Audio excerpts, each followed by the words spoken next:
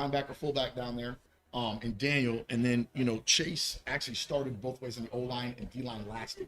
Wow. So he's a guy that if we have to call upon him, he knows exactly. Try to keep him on the D line this year only, but if we need him, we we can call upon him to do his thing. So that's good stuff. So let's go. Daniel, what's your favorite position? Is it linebacker or fullback, or you just like hitting people? I enjoy playing fullback more than linebacker because I get to be on the offensive side, moving the ball down the field, and I really enjoy it. But I do enjoy playing linebacker too. That's good stuff. That's good stuff. Team player. He enjoys clearing the way for his running back. Let's talk to John. John, how's everything going with you today? It's going good. I mean, just ready for this season coming up. Yeah, how has this offseason been? What have you worked on to help your game take that next step? I've worked on just chemistry with receivers and just make sure I got all my timing down with receivers. And we've just been better as a team and more together, I guess. So you think those 7-on-7 competitions that you guys went on, it helped with the timing and the confidence between you and your receiver corps? Yeah, it helped a lot, and it's going to help a lot, and it's going to show in the season once the season starts. That's good stuff. Who's your favorite quarterback? 3, 2. Oh yeah, Dan Marino. I'm a Dolphins. I'm a Dolphins fan. I love it. So. I'm a Dolphins fan too. I can respect that. I like that. All right, cool. Let's go to Austin. Austin, how's everything going today, man? Good. How about you? Good. How's this off season been for you? Season's been pretty good. 7-on-7 has been going good. We won games and 7-on-7s that we don't usually win. Right. We really changed that. State championship 7-on-7 went 5-0 in pool play. We just been building, character and hitting the weight room, getting bigger. So all sorts of stuff Good like stuff. that. Sounds like you guys are really buying in to the culture change, and that's good to hear. Yes, sir. What was your main focus point that you wanted to work on this offseason personally to help you become a better player? Biggest thing was put on weight and get stronger in the weight room. Because on the field, I say doing work on the field and, working on hips, opening up, things like that. But the other thing was putting on weight. I put on like 15, looking to get, another 5 pounds by the time season starts to get up to like 185. And then, just hitting the weight room, getting bigger, squats, benching, just putting on muscle mass too. That's good stuff, man. Yes, That's good stuff. Well, keep up the good work. You look good. How much you win right now? About 180, 182, right around there. Okay. All right, cool. Let's go to Anthony. How's everything going this offseason, Ant? Everything's going really good this offseason. We've done a lot of team bonding, and I feel like as a team, we're as one, and it's definitely going to show this season 100%. Okay. So as the team moves and continues to progress and get better, what did you do this offseason to help yourself add value to the team? I definitely became more of a team player. Before I was really focused on, just focusing on my craft. But now that that's all gone, I feel like now I can really focus on the team as a whole and be able to help and put in work for that. That's good stuff. Then let's end with Chase. Chase, Coach spoke on your selflessness, being able to play offensive line and defensive line. I take it you do prefer defensive line probably a little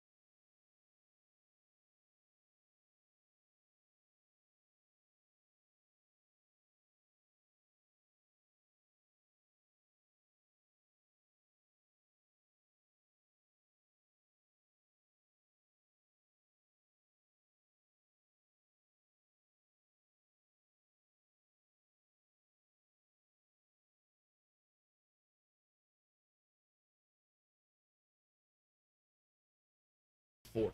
Yeah, those 3 teams have all played each other in district play for the last few years. Yeah. So and it's a competitive district. You know what I mean? Oviedo, I think as time's going by, other teams are getting stronger. Lyman's getting stronger. We're getting stronger. We're closing the gap on the Oviedos and stuff like that. I think it's going to be a competitive year. I think it's going to be a very competitive year.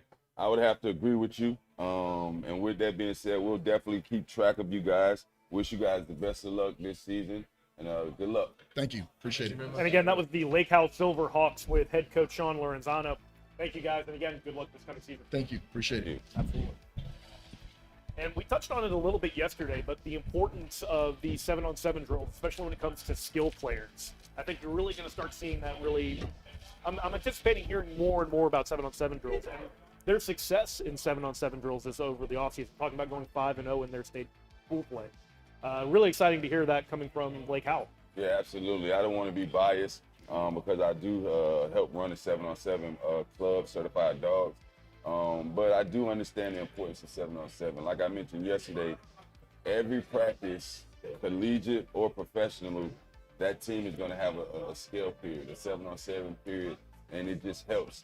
And then he just spoke on how it helped with the confidence. When he done good, now he's more confident going into the season because he was able to get that work in at 7-on-7. Exactly. And we talked about the quarterback timing. I believe it was John Shorman that brought that up, that talked about how it really helped with the timing of his receivers and things like that. So just, again, those extra reps just keep on getting going. So, absolutely. Next up, we're bringing to the stage the Lyman Greyhounds out of Longwood, Florida, with head coach Jermel Jones. So in 2022 with a 7-3 record, bringing back 5 offensive and 6 defensive starters. Coach Jones, welcome to Media Days. Welcome. Glad to be here. Excellent. And please go and introduce the gentlemen here that are sitting next to you today. All right. To my right, I have Will Burke, Dominique Dowse, Rontavious Washington, Cam Hemingway, and Marquise Wilson. All right, Coach. Correct me if I'm wrong. Is this you going into your second season at Lyman? No, this will be our third year at Lyman. Third year, okay. So what was it about Lyman that intrigued you 3 years ago that made you, go for the position? The thing that intrigued me about Lyman was its community. I felt like Lyman had a community that needed some good coaches that would love on the kids and help the community out and be a pillar within the community. And so that was the thing that intrigued me most about it. Also knowing the athletes and the talent in the area was something else that really caught my attention. That's good stuff. That's good stuff. So let's ask Will a question. Will, last season you had about 1,200, 1,300 yards passing. What did you work on this offseason to help yourself take your game to the next level to help the team? I really just worked on my chemistry, my receivers, making sure we're all on the same page on our routes, knowing when they want the ball, where they want it. Okay. And did you guys do a lot of 7-on-7 this summer? Yes, sir. Okay, cool. How big are you? How big are you?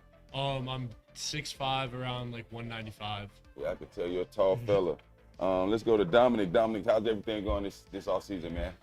Man, I think it's good overall, especially our chemistry, as Will was saying. Like, we're really building off that and kind of just piggybacking off everybody else's energy and just turning up in practice every single day, showing up, showing out. Looking at your film, I see you like to fly around. Had about 53 tackles last year, 3 interceptions. They make fun of DBs and they say you play DB because you can't catch. I noticed you had, quite a few double-digit PBUs, so Coach is gonna need for you to bring some of them interceptions in, all right? Yeah. So we're gonna do our best. Okay. That's what we're gonna do. What are you going to do in this offseason to kind of work on that, convert those into interceptions this coming season?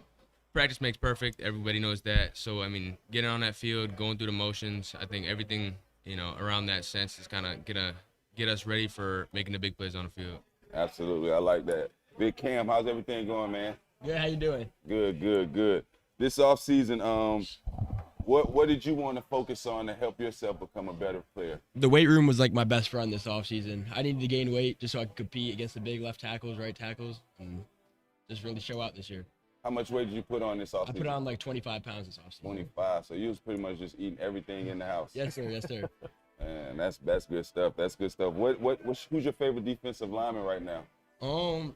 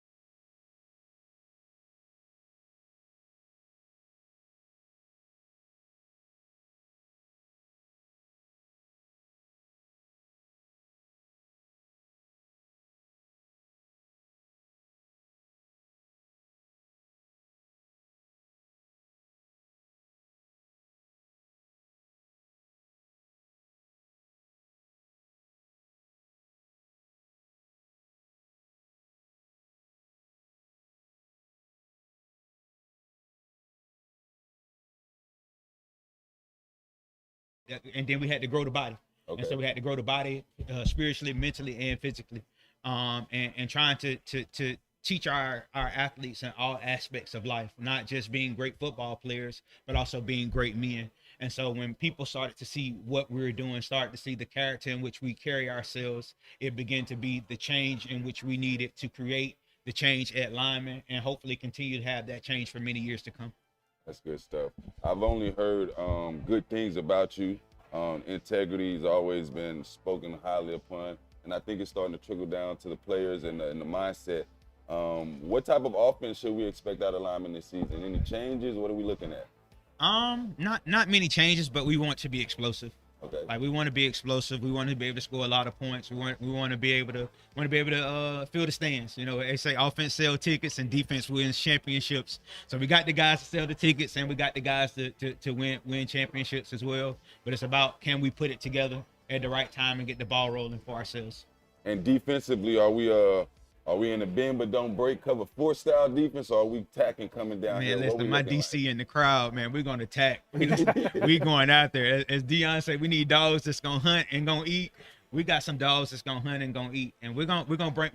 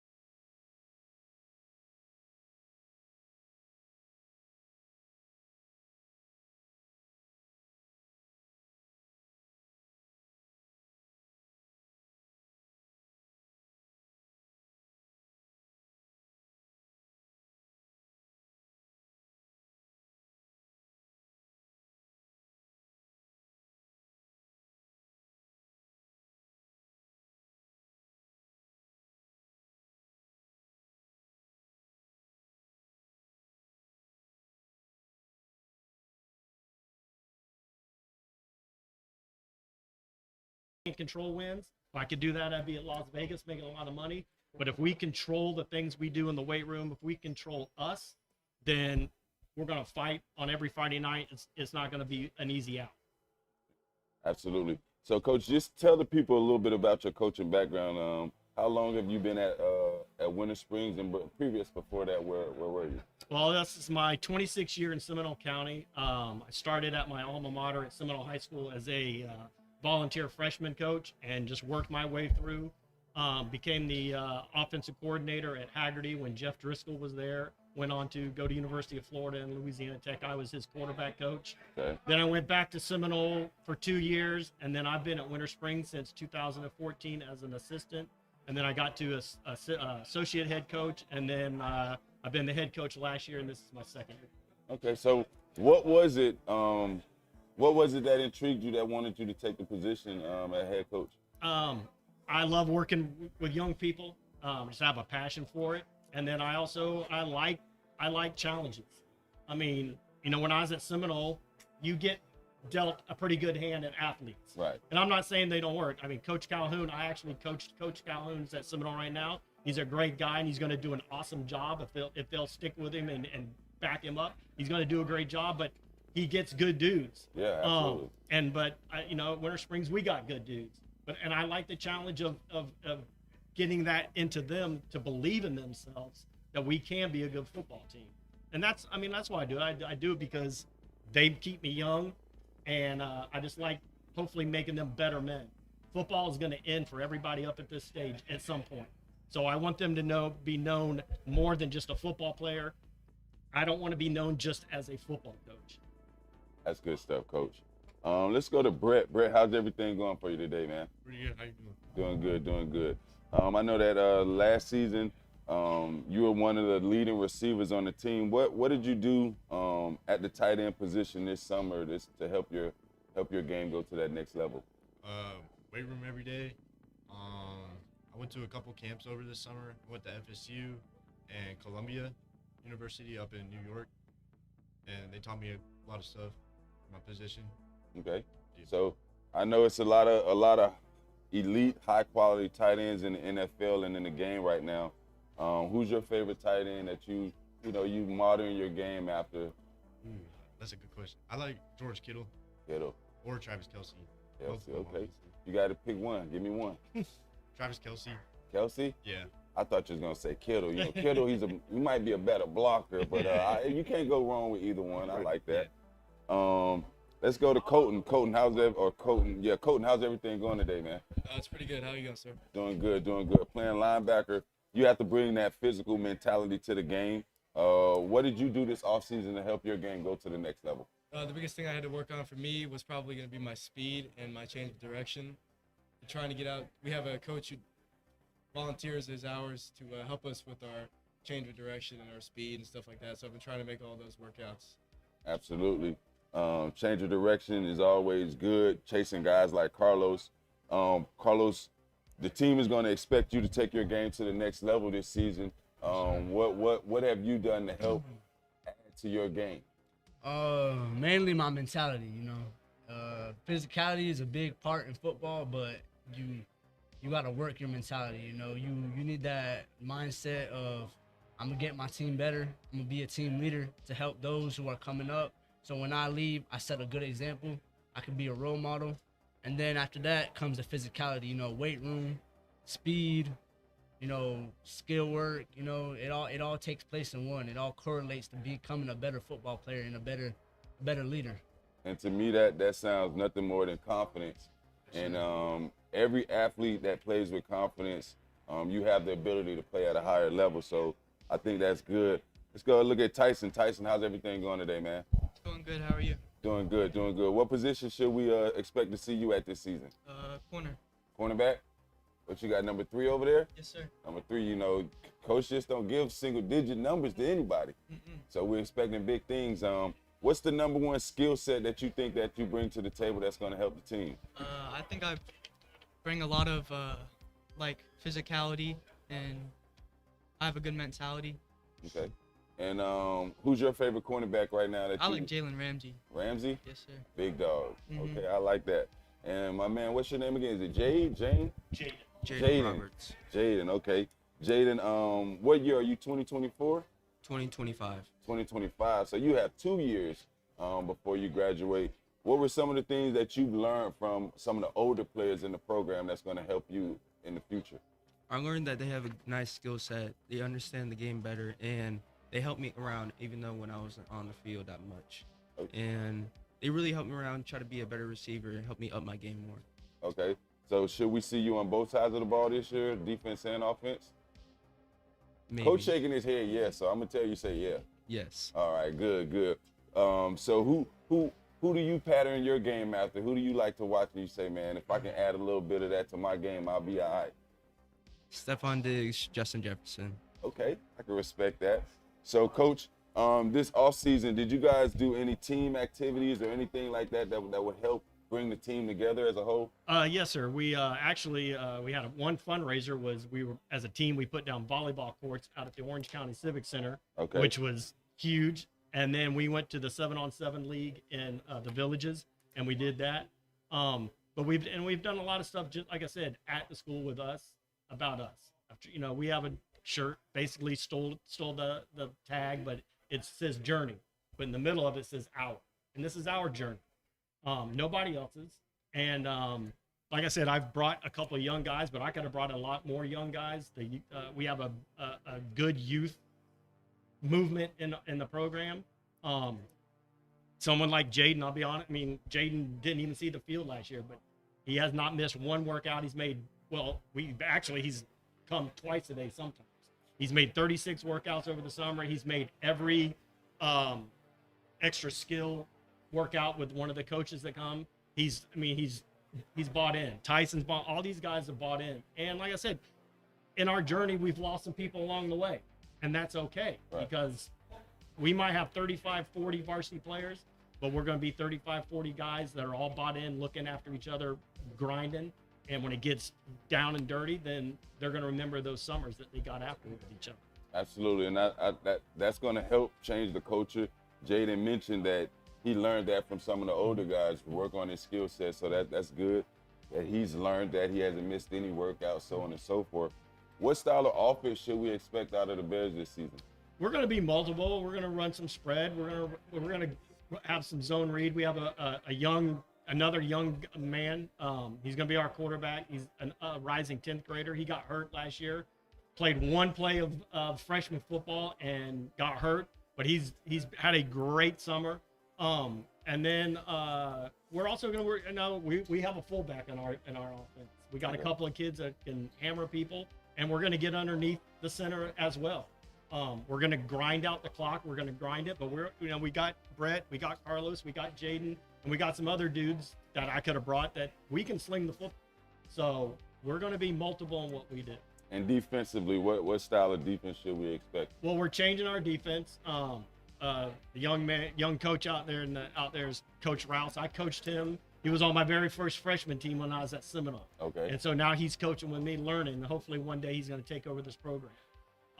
We're going to be a multi-front defense. We have a lot of linebackers and a lot of DBs, so we'll probably tend to something to go along with that. So that's what kind of defense we'll be. Absolutely. Well, we'll wish the Winter Springs Bears the best of luck this season. You got a good group of guys here, and hopefully you guys just continue to get better this off season. And best of luck, and we'll be watching you guys this year. Awesome. Thank you. I just wanted to say to both of you, and this is awesome. I really appreciate you guys doing this for high school kids. Some of these kids might never have the chance to speak in front of people, so I want to say thank you for doing this. We appreciate that, Coach, and we appreciate you guys coming. Again, that was the Winter Springs Bears with head coach Tim Dykes. Guys, good luck this coming season. Thank you, guys. And something that Coach brought up while he was speaking was forming young men. And sometimes we get a little wrapped up in the records, I feel like, sometimes when we are talking to some of these teams. It is about forming young men into parts of the community. And they talked about what they did in the community with putting down volleyball courts and things like that. And those are the kinds of things that make high school athletics important, in my opinion. Absolutely. Coach win-loss record is, they want to win every game, obviously. but impacting and helping young men become better individuals. That's really what coaches do. That should be what coaches do.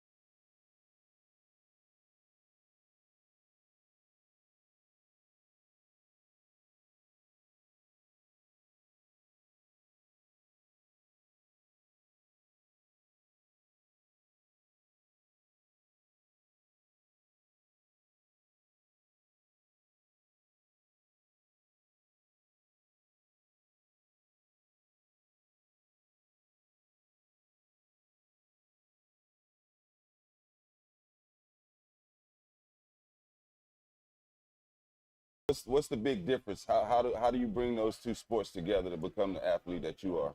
Just being a competitor, that's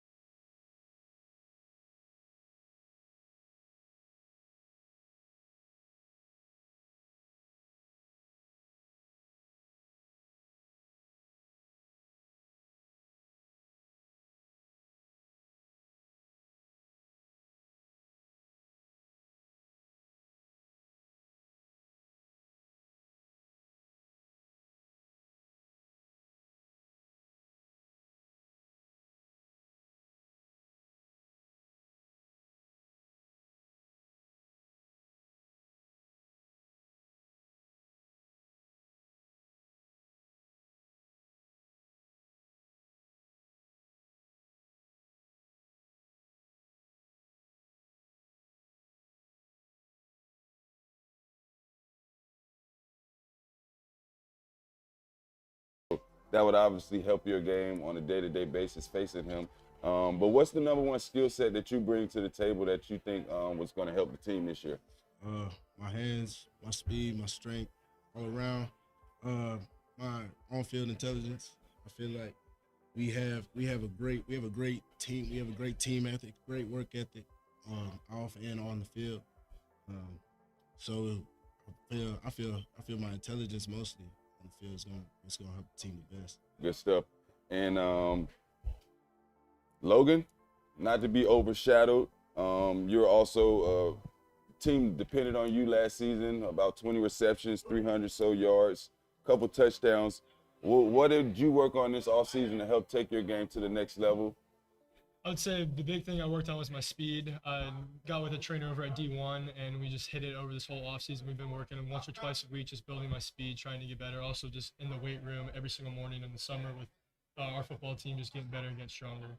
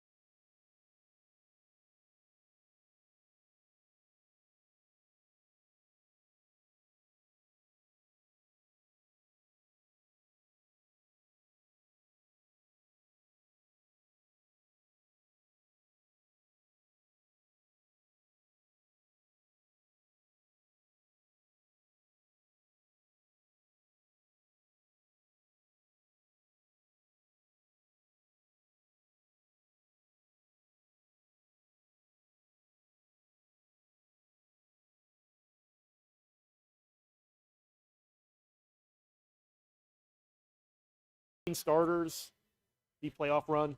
A lot of expectations for Lake Mary this season. Yeah, absolutely. I was at the game last year when Lake Mary played Seminole. They actually they took a beating. They lost pretty bad, 40-point plus loss. But they came back a couple weeks later and actually defeated Seminole in the playoffs. And I think that just talks about the culture at Lake Mary.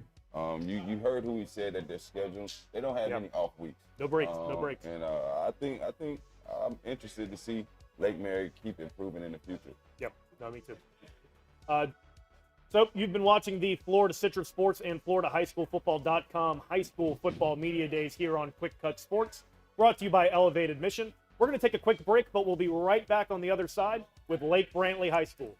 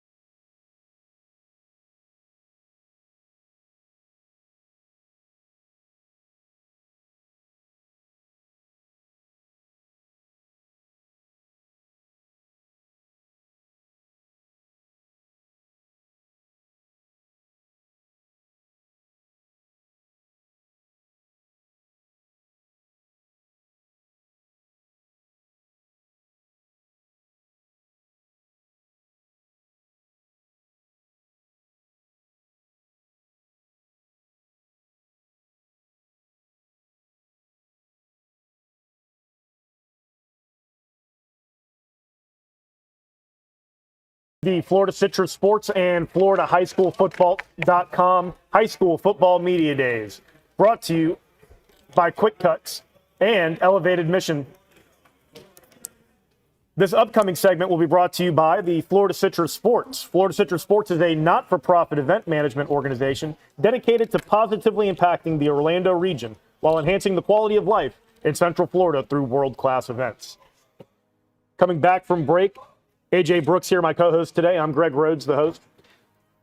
We've seen some pretty great schools so far, and we've got plenty more to go today. Is there anything that stood out to you from that first segment that we had today? Really just looking at how competitive the districts are. So it kind of speaks on the competition throughout the state in Central Florida. I believe the district play is very important. Obviously, you want to win the district, make it to the playoffs, but just the competition within each of these districts has been pretty high level. Yep, absolutely. I couldn't agree more. And to keep on going with our theme of having great teams up here, we've got Lake Brantley, the Lake Brantley Patriots, coming to you from Altamont Springs, Florida.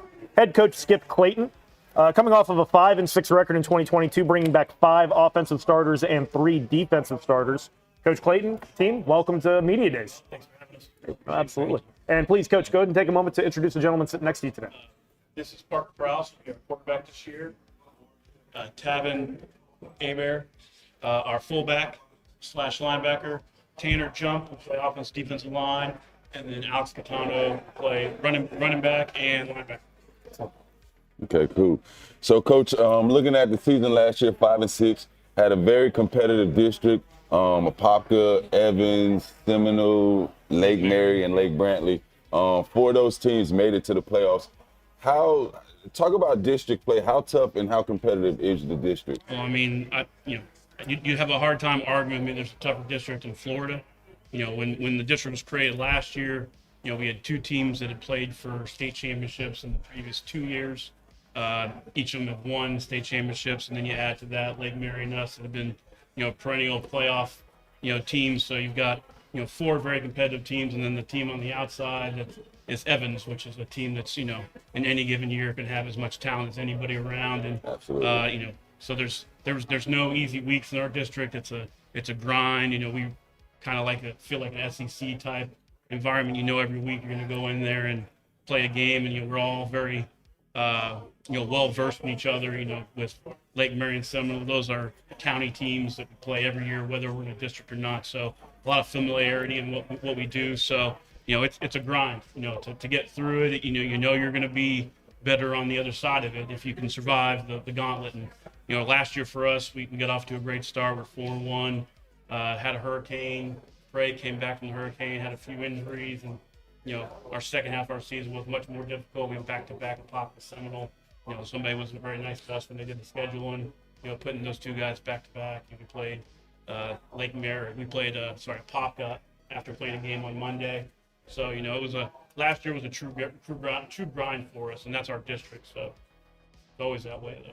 Yeah, I remember last year that was during the time period. I believe some teams were playing 3 games in 11 days or 3 games in 9 days, and that could be very taxing and tolling to the team mentally, physically. But speak on the scheduling. How do you schedule opponents knowing that your district play is so difficult? So you know, scheduling's difficult anymore. If you've had any success trying to get somebody who'd be willing to play a team that's considered to be a good team is very difficult. You know, for us, we're fairly unique on offense, being an option, true under center option team.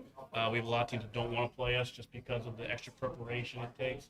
So scheduling for us is a nightmare. You know, our 11-game schedule, including our kickoff, I think we have 7 teams that were in the playoffs last year. You know, 2 of the last 3 were both that one was 6-4, one was 7-3, didn't make the playoffs. So we're you know, it's not easy. It's very difficult, you know, and it's always going to be you know, I never look forward to the cycle of having to try and find another schedule next year. You know, we're coming out of a 2-year cycle. So, you know, in the off season, we're going to be trying to reschedule again. And, you know, there's no patty cakes out there in Central Florida to start with. And, you know, those teams that aren't very good don't want to play us because of what we do. And so it always makes it very difficult. So, you know, our schedule, we're not playing our district games when we finished the season with Winter Park. It was 9-1 last year. We start off the season with Oviedo that, was a district champion last year. So, our non-district schedule's as tough as our district schedule. So we're going to know if we're any good. If we make it to the playoffs, we know we've been through the gauntlet, and we deserve to be there. So. Absolutely. And let's look at Parker. Last season, the team depended on you. You did have just over 600 yards rushing, 7 touchdowns. But anytime you have a player that goes to college and plays at the next level, the team's going to miss that void. You're taking over for Braxton at quarterback. Yes, sir. What were some of the things that you needed to focus on this offseason to help your game under center? Definitely being more vocal, because I know he was that leader, the quarterback that would cheer us all up, get us going. So I had a big role to fill for sure, but I definitely am capable of it, and I think this next year is going to be exciting. I think we have some. Absolutely, absolutely. So what kind of option quarterbacks do you pattern your game after, or do you like to watch? Or any quarterbacks, rather, if that's... I don't know, because I want to, I'm kind of a running back too. That's what I like to classify myself as. So, So you're being selfless playing quarterback this season for the team. Right. I can appreciate that. Who's your favorite running back? Christian McCaffrey, I think. Okay. Because in college, he kind of played everywhere. He was all over the field. I feel like I can compare myself to him. All right. Hey, he almost played quarterback for the Niners last playoffs. So, almost, he had to. Let's look at Tavin. Yes, sir. Getting about 750 yards. You had 6 touchdowns. You're the team's fullback, right? Yes, sir. So you're pretty much getting hit every play, whether you get the ball or not. Yes, sir. What's your mindset going into the week knowing that, I'm going to get hit every play pretty much? I try, during practice week, I try to kind of replicate it, through practice, playing hard through practice, but at the same time taking care of my body, making sure I'm in the A2 room, little nicks and knacks that I got to work through. Throughout the season, it does start to hurt a little bit, but our ATs are good enough to keep me going. Okay, so what were some of the things that you worked on this offseason to help take your game to the next level? My explosiveness for sure, getting out of my three-point into the hole. That was something I needed to work on since my freshman year, and I've been working on that mainly throughout the offseason. Okay, then let's go to Tanner. Tanner, how's your offseason been, man? My offseason's been real great. I've been working in the weight room all the time, and grinding, working my footwork and all that stuff. Okay, and how is it blocking for guys like Parker and Tavin? How do you feel when you're out there running that option offense? I mean, it's great to me. I love having these guys back there. They're always great. I know they're going to get somewhere with the ball. I know it doesn't matter about that team. They're always going to grind and get that touchdown. So you like coming downhill? Yes, sir. Love it. Absolutely. Then jump to Alex. Alex, the team is a physical team. You had about 52 tackles last year, 2 forced fumbles. Who's your favorite linebacker that you like to watch on TV? My favorite linebacker? Well, last season I played safety. Okay. So your stats were at safety, and I was watching Troy Polamalu for that. So I like how, even though he is safety, he hit just as hard, and he's smart. He know how to make all the plays, and so yeah, really Troy Polamalu. So moving from safety, you'll be coming in the box a little bit more. What were some of the things that you focused on this offseason to help yourself become better and adjust to that new position? So our previous linebackers, I don't know if you know, but they were Michael and Andrew. Absolutely. Harris. So I had to take their position. So I spent a lot of time with them. So all the calls of the colleges they had, all the trainings that they went through, I made sure to take my time and see how they progress and put myself in their position. And not only just to be shadowed by them, but to make my own position. So I really just been training, getting my numbers up, my times down, and also playing both sides of the ball. Did they ever trick coach and switch jerseys and coach didn't know who was who? Nah, they never did that. Oh, okay. I always wonder if they ever do that. Say, hey man, I got a math test. You take it. Yeah, right. Why no, not? Seriously, Coach, knowing that you guys run an offense, option-based offense, you hear the talks in the city. Should we expect any more passing? Should we expect you guys to pass at all anymore, or are you just going to stick to what you guys know?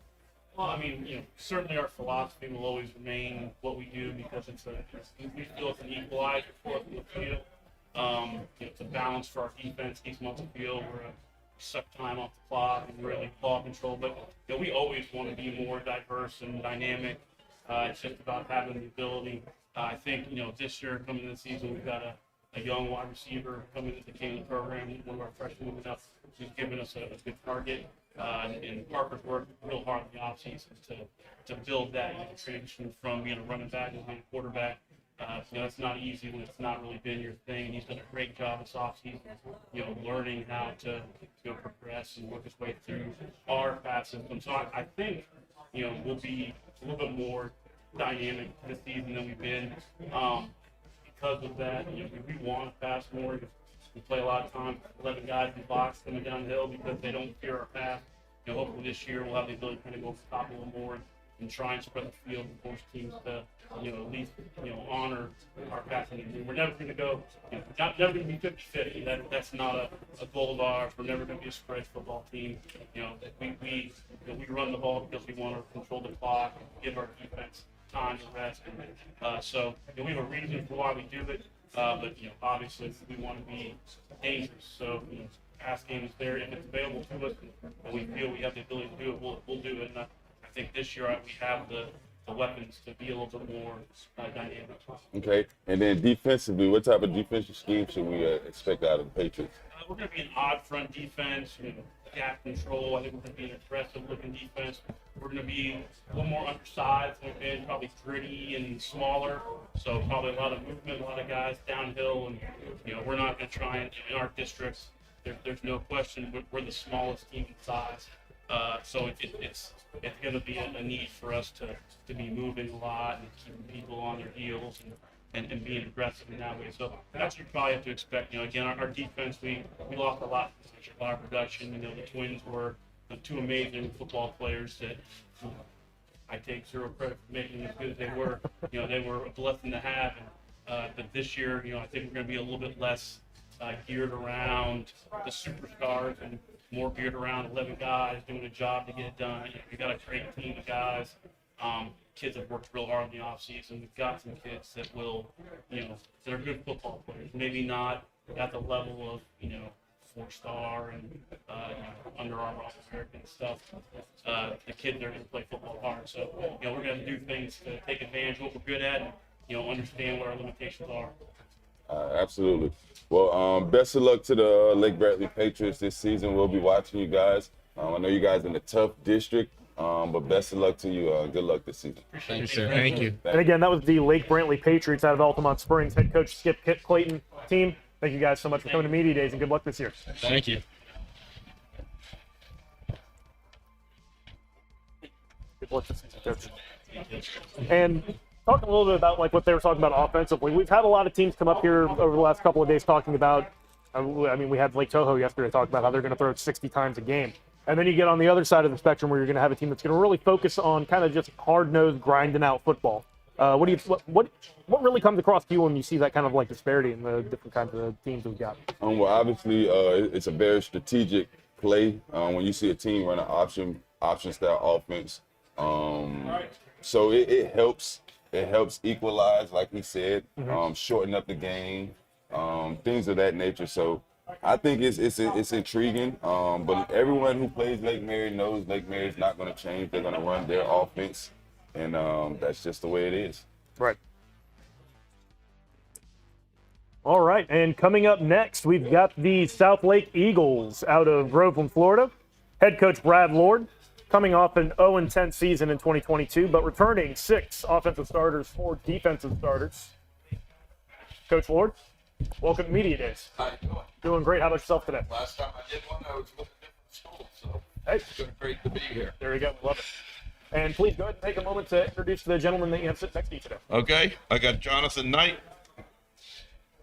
I got Jake Bilstein, DeAndre Dugazan, Jordan Dillon, and Kevin Charles. Kevin's Charles. Sorry. It's with an S, right, Kevin? Yes, sir. And what was my name? What was it, DeAndre? Yes, DeAndre Dugazan. Dugazon, correct? Yes, sir. Shut up. All right, cool.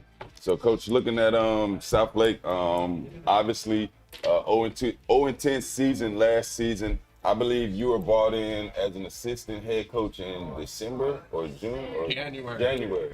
All right. And LaQuentin Taylor was the head coach. He stepped down, and now this will be your first season as the head coach, correct? Correct. I spent 15 years as a head coach at Foundation Academy. Coach kids like Danny Stutzman, Brian Thomas, who's playing at South Carolina, starting there. Danny Stutzman, who starts at Oklahoma. I took the last 2 years off so that I could not coach my high school son, who graduated this past year, and I got to be a dad. And some people from the community, invited me up to South Lake, and it was supposed to be a mentoring process. And Coach Taylor decided to resign, and I decided that these South Lake young men needed a coach who's going to bring them to the next level, because the talent's there and the drive's there. They just need to be coached up. Okay. So looking at a culture change, what were some of the philosophies or things you wanted to implement into the program? So we brought discipline into the program, first of all. Our boys know that, they're going to get called out when there's discipline issues, and they know that there's a player-parent contract that they need to sign, and if they go against the contract, they don't play for the South Lake Eagles anymore. Football-wise, it's going to take care of itself if we tackle, block, execute, take care of the ball. The boys have worked hard. We had 14 linemen go to down and dirty camp. Our whole team went to UCF for 7-on-7. Again, we had 14 linemen go to UCF's full padded camp. I don't know if you guys know about down and dirty, but when you come out of there, you come out a man, because if not, you're not going to make it through day one there. So the boys have put in the work. We've averaged over 90 kids at workouts Monday through Thursday, which is great to see. And they're buying in. Young men crave discipline as long as it's done correctly. And we're, South Lake, we don't expect to be the doormats of Lake County anymore. It's going to stop, and it's going to stop this year. Absolutely. Take that, and I'm ready to run through a brick wall, Coach. I'm telling you, I don't even know what to say right now. But let's go to Jake. Jake, playing offensive line. What were some of the things that you wanted to work on and focus this offseason to help your game go to the next level? Well, for me as an offensive lineman, I transferred from California my sophomore season after the season, and I haven't had an O-line coach at South Lake since the very first month that I transferred. And he quit, and we didn't have one. And now that I have one, I'm learning a lot more technique that I needed to know, and I'm learning how to properly hand placement and all this technique that I hadn't worked on in 2 years because I haven't had a coach for it. So that's what I've been working. And how much more different? I've been to California, but I haven't lived there consistently. What's the difference in the weather? Is it that drastic between Florida and California? I think that they're both very hot. They're both they're not much different. The big difference is that here you have the possibility for it to rain to cool off, maybe. And it's humid, but in California it's just hot all the time. Oh, so it never rains in Southern California? Not where I was. It rained maybe twice a year. I think there was a song about that. You know it. All right, so let's go to Jordan. Jordan, athlete, play outside linebacker, strong safety. Should we expect you on the offensive ball at all into this season? Yes, sir. You'll see me out there. Yeah. And what's your primary position right now? Outside linebacker. Outside linebacker. And what were some of the things that you wanted to work on this offseason to help your game? Just getting stronger, better at tackling, mostly covering too. Yeah. Who are some of the linebackers that you like that you pattern your game after? I really used to look up to our last year outside linebacker. We had a nice linebacker we had last year, G1. I really used to look up to him. He was nice like that. That's what I really look up to. That's good. That's good stuff. And DeAndre, how you doing today, man? Good. You? Louder. Oh. Good, and you? Good. Appreciate you. What position you play? I play receiver. Receiver?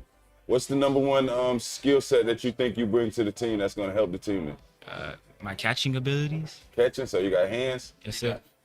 He got sticky hands, Coach? Yes, he does. He's got the best hands on the team. Yeah, and what year are you? 24. 2024? Yeah. Okay, cool. He cool. also, attitude-wise and academically, has probably made the biggest change in 3 months that I've seen. So I'm very impressed by what that young man has done. That's excellent. That's good stuff. So, DeAndre, what did you work on this offseason? Obviously, that we know the hands good, but what else did you work on that's going to improve your game that we'll see next season? My route running capabilities and my speed. Okay. And his attitude. Attitude. So I keep hearing Coach harp on the mentality change, the attitude, things of that nature. And I think that those are some of the things that's going to help take the program to the next level and turn you guys around. Jonathan, we played defensive end and a little bit of running back last year. Yes, sir. Yes, sir. He's a dog. He's a dog, Coach? Yeah, he's a dog. Yeah, we can tell he don't play no business. It looks like you prefer D end a little more. Yeah. Yeah. He can go inside, outside. He plays H-back for us as well. Who are some of the players that you pattern your game after that you like? So last year we had good DN Chase Viper. Okay. He had really good hand work, good feet placement, and Trey Weathersby. Okay. He played like a 1-3 tech, but that meant for me definitely me. That's good stuff. That's good stuff. So hearing the hand placement and all the feet work, what did you work on? What did you want to hone in this offseason to help take your game to the next level? So this summer I did a lot of feet work and making sure that I get all my motions in my hands right. Okay. And also losing a little bit of weight just to get that quickness factor up. That's good stuff. They were introduced to the weight room correctly this year. Yes, sir. That's good. That's good. And we got Kevin's, right? Yes, sir. All right, Kevin's also a two-way player, play a little bit of running back and linebacker. Yes, sir. Yep. So what did you want to focus on this offseason to help your game? I wanted to focus on understanding the game more, being more knowledgeable, being a hard worker too, listening to coach, doing everything else that's good. Okay. Now I'm pretty sure coach is still gonna play you on both sides. But what do you prefer more, a linebacker or a running back? I have to say running back. You know what I mean? I think it's like a little bit more fun, trying to scoring the ball, running the ball, things of that nature. Okay, so I want to make sure you see what's going on with the running backs in the NFL today. Yes, sir. I just want to make sure. I mean, I played running back in college too, so I understand. But I just want to make sure you're aware of what's going on. Yeah, I see what's going on. All right, cool. So who are some of your favorite running backs that you like to watch? I like to watch Saquon Barkley. I'll say who else I got up there? Dalvin Cook. Okay. You know, sometimes on 49ers they'll put Deebo Samuels at running back. You know, I like to watch him too. Yeah, it's a lot of dudes that I watch and try to mimic their game. Some good ones there. Saquon, he did get a little bit of money this. Yeah, did you see it? Yeah, he got his contract. He got a sign a year. A year for a little bit of change, like about $11 million. Yeah, he needed to get paid. So that's good stuff. But coach, looking at the season, what kind of offense should we expect? Should we expect the same offense, or are we changing things up? What's up? We're going to point to who we're blocking, and we're going to run the same play if we get 4 yards every play. So we talking total mentality change right now. Smash mouth. Smash mouth coming down here. Toe to toe. And we have 2 other seniors out there today that are not here on stage that have been huge impacts, and we're going to go toe to toe. And we're not going to hide nothing, because if we throw, we're not going to be razzle dazzle. It's going to be very basic, but we're going to block, tackle, execute, and take care of the ball. That's it. And Absolutely. then we'll take care of itself. We have the talent in South Lake. They just need to be coached up. So it doesn't sound like on defense you're going to sit back in a cover 4? No, we're going to come after you. Well, so we're attacking. We're coming downhill. We're coming downhill. Absolutely. So if you want to beat us throwing the ball, I tip my hat to you. So was the discipline the number one culture change that you wanted to bring to the program? Or what was the number one culture change for you? So we have great young men, young athletes, I should say. at South Lake. Discipline was part of it. Belief in themselves. Now, our spring game had a lightning delay, and we did not make it up, but we were ready for that game. And these boys were hungry, and they wanted to show the new product. We're just thinking of Matanzas right now. Matanzas is our week 1 opponent. We are going to go into our kickoff classic with Lecanto, and we're going to do what we do. We do not care what they do. We're going to do what we do, get our basics down, so we're ready for Matanzas. Our goal is to make a run at the playoffs this year, and we're going to win. Our line at practice is win every rep, and that's the way we're going to go, and we're going to go slow, and we're going to be fundamentally sound. I believe if we're fundamentally sound, we'll be able to compete with anyone we play on our schedule. Okay. Well, I know you have tons of coaching experience that you bring to the South Lake community. And best of luck to you guys this year. And we'll be watching, and good luck. Thanks for all you do for high school sports. We appreciate it. And these young men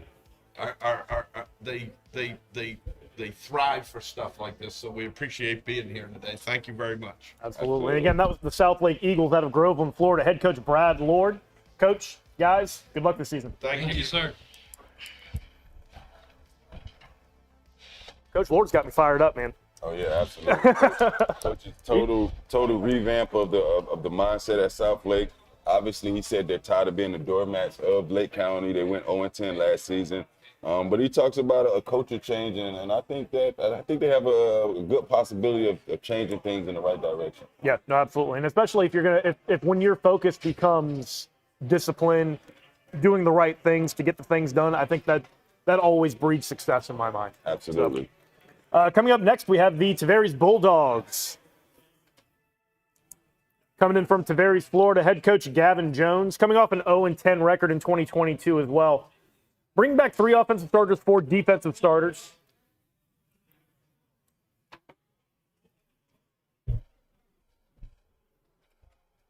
Coach Jones? Yes, sir. Welcome to Media Days. Doing great. Good to see you. How you doing, Coach? See you. All right. And please, as they take their seats, please go ahead and introduce the gentleman that you have sitting next to you today. Michael Dawson. Can you hear me? Oh, yeah, we're good. Jaden. Chase. Negron.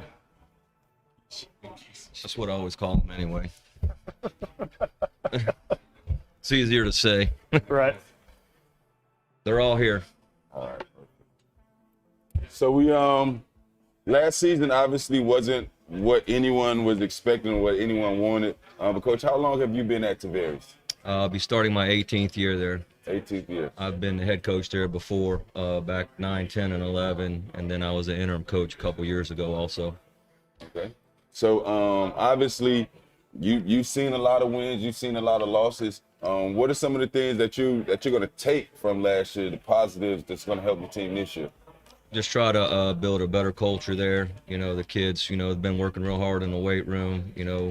We did a lot of 7-on-7 so far this summer, and then we went to a team camp this year, so they're knowing what to kind of expect, this year, what our expectations are and things like that.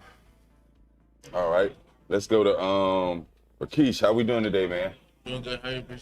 I'm doing good. Big Smooth over there. He got his good sunglasses on. I like it. The swag. You playing O-line, D-line this year? Yes, sir. What's your primary position, or you start both ways? I start both ways. Okay. And which do you prefer? Coach still gonna play you both ways, but which do you prefer better? At first, it was D-line, but now I'm getting a love for O-line, for left yeah. tackle. So you like moving people, helping Makai get some yards? For sure, for sure. Absolutely. So what were some of the things that you had to focus on this offseason at both positions to help your game go to the next level? Basically just getting better. Hit the gym, maintain a healthy weight, a lot of water.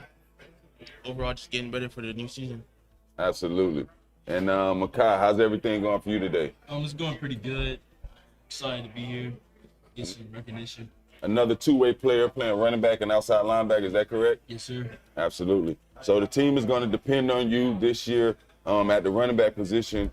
What's the number one skill set you think you bring to the table that's going to help the team? My speed. I think my speed as a running back is pretty dominant, going through the hole and just accelerating very fast to the end zone. That's going to help me. All right, cool. So looking at speed at the running back position obviously is important. What running backs do you like to watch that you might pattern your game after? Bo Jackson. I like Bo Jackson a lot. Bo Jackson.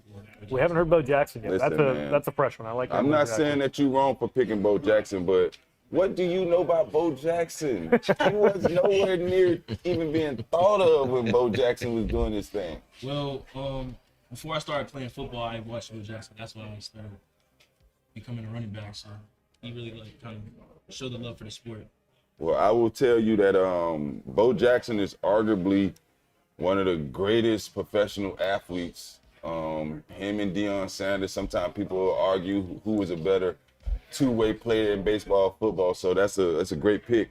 Let's go ahead and go on to Chance. How's everything going with you today? It's going good. How about you? Good. Another two-way player, playing offensive line and linebacker. What did you work on this offseason that's going to help the game? Getting stronger. Oh, You know, I've always been, Yep, grab one of them mics. Yep. I've always been a smaller guy at the O-line position, so just trying to get stronger and, you know, just trying to get faster also. You know, since I'm smaller, I want to be faster than everyone else, so that also. Interior lineman, what position you play in O-line? I play left guard. Left guard, okay, cool. So who are some of the athletes that you like to watch and pattern your game after? I like Quentin Nelson on the offensive line, and then linebacker-wise, I like Urlacher, obviously. He's a big hitter, so him. Okay, I can respect that. That's good stuff. And then let me see who we got. Jaden. Sure.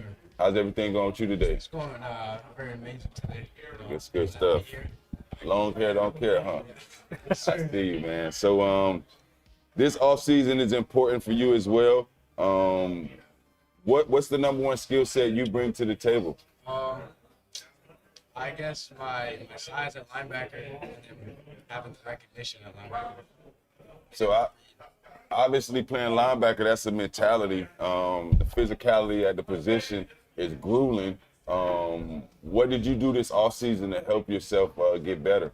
I worked on a lot of speed training and strength, trying to be better than everybody else. Okay, cool. And then I don't want to mess your name up, bro. How we say it? Kai, but you can call me Kai. Call you Kai? Okay, Yes, cool. sir. Big man, you playing tackle? Yes, sir. Tackle and defense on nose. Okay. So who are some of the offensive tackles that you look up to that you might pattern your game after? It's too much to me. Like, think right now, off the top of my head, I can't really think of any. I got you. Well, what were some of the things that you wanted to work on? How long have you been playing football? I've been on and off most of my childhood. Okay. I've been 8 years. And so you're very familiar with the game. Yes, sir. So knowing that, what did you say this offseason? I have to do this to improve my game. What was it? My speed and my handwork definitely had needed improvement, and my strength. Okay, cool.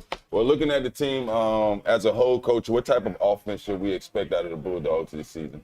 We're gonna, spread them out a little bit and run a fast-paced offense, and try to catch people off guard, and hopefully we can execute that. And because with our size, just try to catch people, sleeping a little bit on defense, not getting set up right. Hopefully we can kind of score quick. We're gonna try to run it about every 13 seconds. We're gonna try to run a play. Okay. And then defensively, what type of style of defense are you guys looking to bring to the table? Running a 3-5. Hopefully we're attacking, getting downhill and things like that. We want the kids, pursuing to the ball. We want all 11 hats around the football at all times. And if they're not at practice, there's going to be consequences, because that's one of my expectations.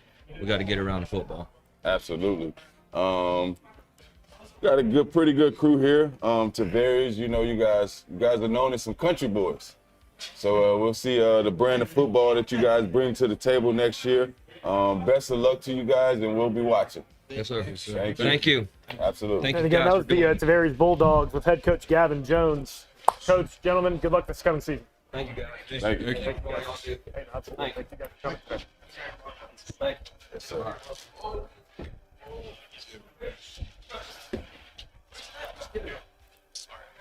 Tavares is going to have, with a lot of the losing a lot of starters, they're going to have a lot of new guys coming into the fold this season. It'll be interesting to kind of see what they're able to do to kind of move on from that 0-10 because it's always tough to kind of shake that mindset sometimes. Yeah, it's always tough. But Coach, he's been coaching. Coach Jones has been coaching for quite some time, upwards almost 20 years. So I'm pretty sure he'll figure out a plan to get the guys back on the winning track. No, absolutely. And again, that's a big part of it too. When you get these coaches that have been with a program for a long time, we see a lot of changeover when you have a tough season like that. For Tavares to stick with Coach Jones like that and expect him to build back better, it's impressive to see. Yeah, absolutely. I think with him being there, he's one of the longer tenured coaches in Central Florida. He has the knowledge and the background of the community, so I think that he has their support. And I think Tavares right now, they're showing us that wins and losses isn't the only thing that they're concerned about. Right. Or else they would have let Coach Jones go. But absolutely. Obviously, Coach Jones is doing a very good job of developing young men. So that's kudos to him. Absolutely. Absolutely. Next up, we've got another set of Bulldogs, the Umatilla Bulldogs. Coming to you from Umatilla, Florida. Head coach Eric Samuels coming off a 5-5 season in 2022, bringing in 3 offensive starters and 3 defensive starters. Yes, Coach sir. Jones, welcome to Media Days. Thank you for having us. Oh, absolutely. Thank you guys for making the trek out. And please go ahead and introduce the gentleman that you have here sitting with you today. With me, I have our quarterback, free safety, Logan Bowling. And we have our offensive lineman, defensive lineman, Nick Adams with me today. Excellent. All right, Coach. So at Umatilla, how long have you been coaching at Umatilla? Well, I just got hired as the head coach in January. Yep. But before I was head coach, once I finished playing in the CFL, coached 2 years there as the assistant coach, DB coach in Umatilla. Ended up going to Wildwood for the past 7 years, and now I'm back at my alma mater.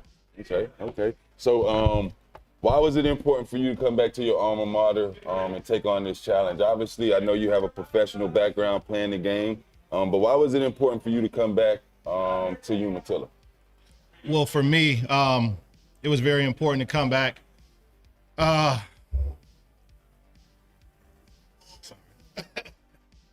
come back to teach our guys the game of football. I feel like Lake County is already behind Orange County and down south learning the game of football, but mainly my area, Umatilla. I'm a Umatilla guy, always have been, and I feel like a lot of our kids from Umatilla goes to other schools because of the lack of talent or the lack of coaching.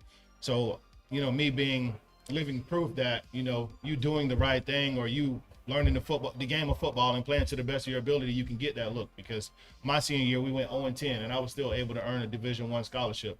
So my thing is, stay the course, do the right things, and good things will happen to you. Absolutely. So coming back from Wildwood and using all of the knowledge you have professionally, what were some of the things you wanted to implement into the program and change things your way? Competing.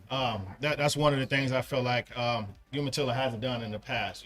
I felt like they just fielded a team. Just being honest, right, I'm a Umatilla guy, so I feel like I can say those kind of things. But competing, letting people know that we're not the old Umatilla. That we're either going to dominate or compete every single game, and I feel like we haven't done that in the past. Well, they haven't done that in the past. Absolutely. So hearing the things that Coach is saying, Logan, last season you had about 700 yards passing, 10 touchdowns, 3 interceptions. What are some of the things that you worked on this offseason to try to help your game go to the next level? Just staying confident and just listening to my quarterback coach, footwork, all the drills are doing, working hard. What number did you wear last season? 1. 1? They don't give 1 to just anybody. So 1, we expect big things when we see that number 1 walking around. Yes, sir. Yes, sir. So knowing that you are going to be trusted on to be the team's quarterback, have you and Coach talked at all about you playing less free safety, or what's the conversations with that? He's pretty much told me I'm playing defense no matter what. So that's a good thing, man. I'll be honest, as a former competitor, for coach to tell you you're gonna be on the field all the time, all that means is you need to get in shape. So that'll be my advice to you is try to get in the best shape as you can and just embrace it. You know what I mean? Nick, how's everything going with you today, man? Good. Big guy. So you playing O-line, D-line, two-way player. What were some of the things that you wanted to focus on to help your game go to that next level?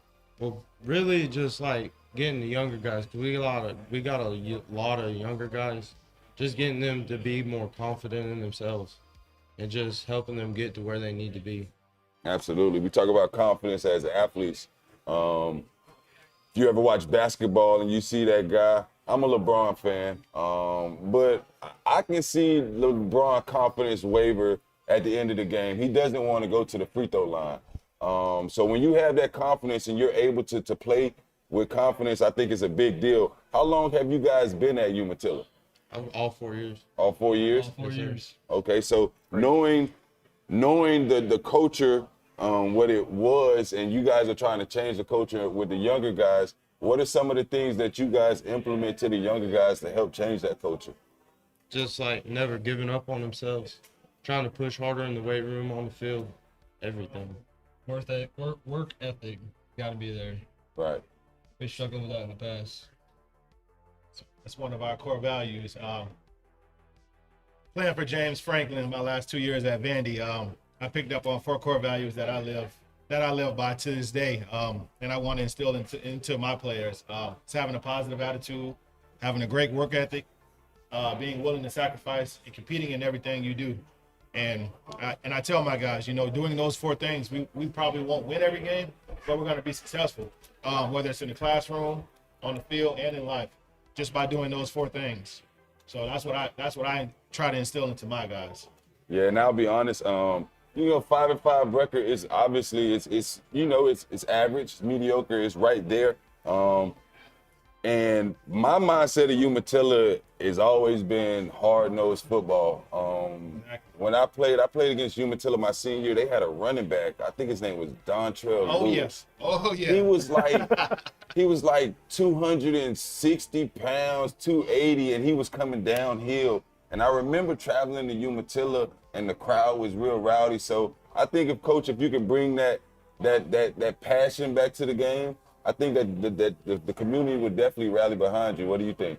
I definitely agree with you. We do have a great support system in Umatilla, but I just want to get the players back into it how it used to be, because I remember going to those games, running around in the stands and, looking up there and watching, Dontrell Lewis and a few of my other cousins, compete, and they competed at a high level. Yeah. Umatilla was a team that was feared because of the way they played, how hard-nosed they were. And I want to get my guys, to be that way. And I have 2 guys that are that way, but I want the rest of my team, to follow their lead and to continue being that way. Absolutely. So you mentioned Coach Franklin. Obviously, he's doing great things. Did we learn anything defensively from him? What type of defense we looking at? Franklin was an offensive guy. So my defensive coordinator and safety coach, I played safety, was Bob Shoup. Okay. Shoup was one of the smartest guys that I've ever been around. And if you know from that 2012-2013 defense, we were top 25 in the nation, and a couple of different stats, and that was because of Shoup. But at Umatilla, we're going to run the 3-3 stack and a little bit of the 4-2-5. We're going to mix it up. I want my guys to be aggressive, and we're going to blitz a lot. I don't want to sit back in coverage. I want to go after people. Trying to bring back that hard nose and that grit team. So, we're going to blitz people a lot and depend on our coverage guys to do their job. So then offensively, what type of offense? Are we looking at a spread or downhill attacking offense? What are we looking at? Pro style, West Coast? Well, our base is going to be the spread, but just depending on, what our receivers can do, we may have to switch week to week, but I know Logan can run the ball and throw the ball, so we're going to depend on him a lot this year, offensively and defensively, as well as Nick. So. Okay, cool. And then the district, can you guys know the district opponents? Who are your district opponents? So the district, we're 2S, District 10. I want to say it's Eustis, Mount Dora, the Villages, and us. Coming from Wildwood, we played the Villages last year, beat up on them pretty good. Played Eustis last year, beat up on them pretty good. Obviously, Eustis has a bunch of seniors this year, so they're going to be tough. But looking at the district and telling my guys, I feel like the district is up for toss. It's up for a toss. It's going to come down to who wants it more. And I feel like with us being as young as we are, we can still make a push for that district title this year. Absolutely. I think that it's a very winnable district. I think you're doing a tremendous job getting Umatilla back to the mindset that they used to have. And best of luck to you guys next season or this season, and we'll be watching for sure. Thank you. We appreciate it. Absolutely. And again, that was the Umatilla Bulldogs out of Umatilla, Florida. Head coach Eric Samuels. Gentlemen, good luck this season. Thank you. Come on, guys. Thank you for coming. Hi, my man. And again, we're talking to a group of guys that have we've got a group of guys that are getting coached by someone who understands the community up there, who's had success coming out of Umatilla. What do you think of Eric Samuels coming back to Umatilla to become a head coach? Man, obviously when you have a guy who's played at the professional level in the CFL, went to college, played at a high level, would come back to his school, his alma mater, I think it just helps. He has a familiarity with the program that goes back several years, so I think that's only going to help him. 9 times out of 10, some of the players that he's going to be coaching, he either went to school with their parents or their uncles or things of that nature. So right. I think it's just going to help their program as a whole. Absolutely. It brings it legitimizes instantly the things that he's trying to get across to these guys, just the impact he's already had in the community. So absolutely. Great to see. Next up, we're bringing in the Seabreeze Sand Crabs out of Daytona Beach, Florida. Head coach Lester Davis, coming off of a 2022 where they went 4-6, bringing back 5 offensive and 4 defensive starters. Coach Davis, welcome to Media Days. Pleasure, thank you for having us. Yeah, absolutely. Thank you, guys. And please go ahead and introduce the gentleman that you have sitting next to you today. Right here to our immediate right, we have Mr. Denali Campbell. He's a rising junior. Mr. Everything, plays DB, running back, wide receiver, does it all for us, Turner. Next to him, I have our starting quarterback, Mr. Aiden Hayes, also a rising junior. Luke Clore, a rising junior as well. He's going to play a little offensive line and defensive line for us. I got Mr. Micah Carr. He's our DB specialist. He's the general back there in the secondary for us. And I have Mr. Aiden Ford on the offensive line, our center. He's actually, both of those guys are seniors, rising seniors, and they're big leaders for our team. Gotcha. Man, cool. So, Coach, Seabreeze last season was 4-6. Just tell the people how long you've been at Seabreeze. I know this is a new development, but just talk to them about how long you've been at Seabreeze. Well, I'm a sand crab all my life, to be honest with you. I graduated from Seabreeze. Okay. But this is actually my first year here at Seabreeze as head coach. Right. Coming from Mainland for the last 2 years.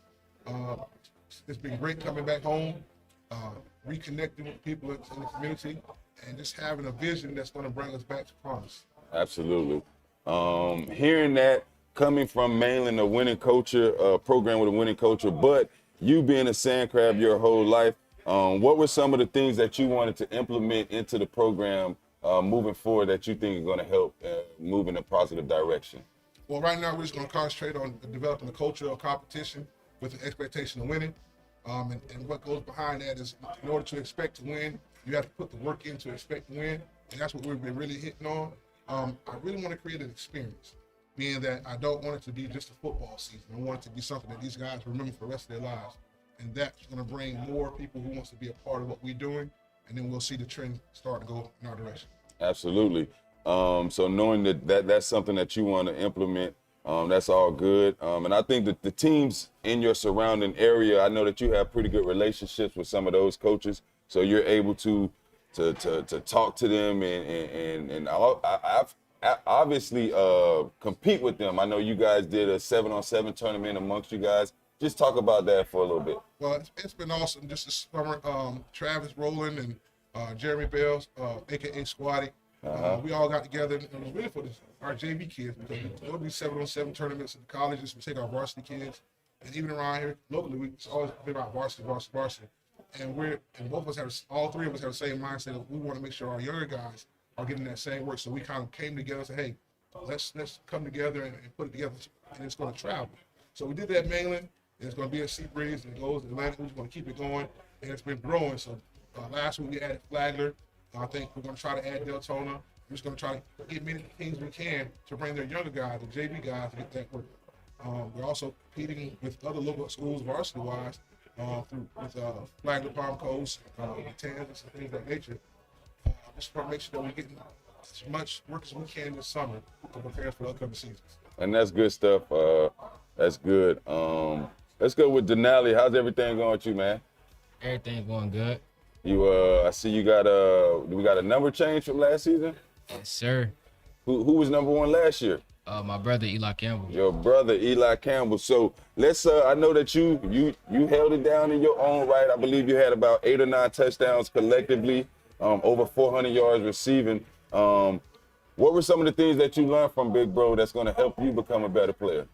I learned from Eli that I don't have to be a Superman because I got my boys behind my back. Like, I learned to be a leader and like stop goofing around. I learned to like take like class seriously, like all that type of stuff. And I just want to follow in his footsteps and be a better version. Absolutely, and I think that you're making a pretty good name for yourself. Obviously, you're 2025, correct? Yes, sir. So you have 2 more years to add on to your legacy. What were some of the things that you wanted to work on this offseason to help take your game to the next level? I wanted to work on transferring from a new quarterback because last year we had Sosa. Now we got my boy Hayden. So I just been getting like extra work with him. I've been working on like a couple releases with my personal wide receiver coach. Been working on DB because I'm a starter on defense as well. So yeah, I've been in the lab. So. And Tony Keisler at Spruce Creek, do you know him? Yes, sir. How are you guys related at all? Nah. Okay. We just kind of grew up together. Okay, cool. Because I know that you guys have a real close relationship. How has it been training in the off season with guys like that, guys who you know will play college at the next level? How has that helped your game? It's been real stressful, not gonna lie, because I transferred from a running back to a receiver. So like, and they've been receivers, they've been doing all this work, so I had to like catch them fast. So it was kind of stressful. Okay, cool. Let's go to Luke. Luke, how's everything going for you, big man? Good. What position we looking at playing this year? Right tackle and defensive tackle. DT. How big are you, man? I'm 6'5", 275. 6'5", 275, man. You don't see too many guys that big just walking around for no reason. And I like to think that you use your size productively. But what were some of the things that you wanted to work on this offseason to help your game? Aggression mainly. I have good technique. I have good understanding of the game. My biggest problem sophomore year was I wasn't aggressive enough in blocking people and hitting people. There's a lot of plays where it looked like I was about to knock someone out, and then I just simply blocked them. So the entire offseason, I've been working on aggression, hitting the sleds every single day after practice, just working on my power as well. Hey, man, being able to hold yourself accountable, that's the #1 way to get better. So I commend you for just being honest with yourself. Who are some of the offensive linemen that you look up to, like when you're watching film in the NFL? Who are some of the linemen that you look up to that you like? I like watching Joe Thomas film a lot, and I like watching Trent Williams film a lot. Joe Thomas is probably one of the best technicians that ever played the game, and Trent Williams, he's lacking, and the technique he is lacking, he makes up with so much power. So I like to just watch both of those films. I like combining it. I like going in my backyard, hitting a tree a couple times, working on my stance. And I also like watching Brian McKinley, one of the best offensive tackles in college. He played for Miami 2000, 2002. Lou, look at you, boy. You might know a little something, man. You talking about first ballot Hall of Famers right now. Right. Joe Thomas. That's good stuff, man. I like that. Let's go to Hayden. Hayden, how we doing today, man? I'm good. How are you? Doing good. Thanks for asking. And what position we looking at this year? Quarterback? Quarterback. Yes, sir. Quarterback. So knowing that it's a new role, a new quarterback is immediately you're a leader on the team. How is that played with your mindset, or what? How has that helped your mindset this offseason? It's just, getting extra work in, on and off the field, going to people's houses, staying after practice, going before practices, getting to know guys on and off the field. So, if you're going to lead somebody, you got to know how they are.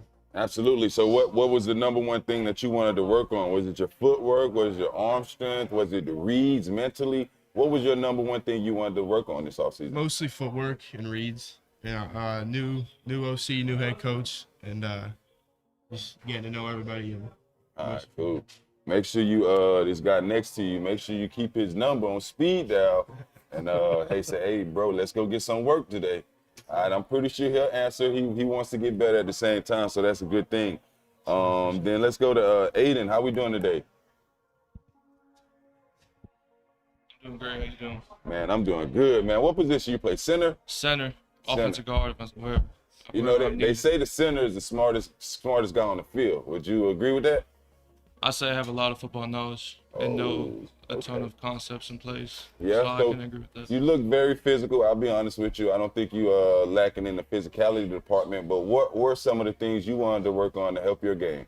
Definitely my strength, because I know I don't have some of the size our guys have, so I have to rely on my strength and my technique. So during the offseason, I made it a point to work in the weight room, never skipped a rep, never missed a day, made my numbers jump a lot. Also worked on my footwork and my punch. First punch is everything as an offensive lineman. So as a center, I'm able to snap the ball and punch really quick. So I'm able to win a lot more reps and not get beat off the ball. Yeah, absolutely. And you know, you might not be blessed with 6'5" height like Luke, but that leverage is something that you have at your advantage. So use it. Who are some of the offensive linemen or defensive linemen that you look up to? Definitely look up to Ryan Jensen. Like the way he plays, protects his quarterback, you know, just is an enforcer on the Buccaneers. Also watch a lot of Nick Mangold film, the Jet Center. Really, really good technique, good way to snap the ball, fight through everything. Who was the first one you said? Ryan Jensen. Okay. Buccaneers. Yeah, that's something, man. Who's your favorite team? Favorite team? Green Bay Packers. Green Bay Packers. All right, I can respect it. Makai, how we doing today? Good, how are you? Doing good. You're another player, be a two-way player playing defense and offense this year? Yes, sir, wherever I'm needed. All right, cool. All right, good answer. I'm pretty sure coach is still going to keep you on both sides of the ball, but which do you prefer the most? Defense, all day defense, yes, sir. Safety or corner? Wherever. Wherever? Yes, sir. I got you. So what's the number one skill set you bring to the team that you think gonna help y'all go to the next level? Probably just like the ability to be able to fit in wherever I'm needed. So if coach needs a corner right now, I'll go to corner. If coach needs a safety, I can fit in right there. And I'm just good at learning the concepts, I guess, and just being able to help others learn the concepts too. That's what's up, man. So coach, 4-6 season, you're bringing back 9 starters. What type of offense should we expect out of the Sand Crabs next season? We're going to run a power spread offense. We're going to be heavy run, but we're going to make sure we spread the ball around, get our guys the ball in space, not the rest of the guys what they do. Let that be an extension of our run game, so to speak.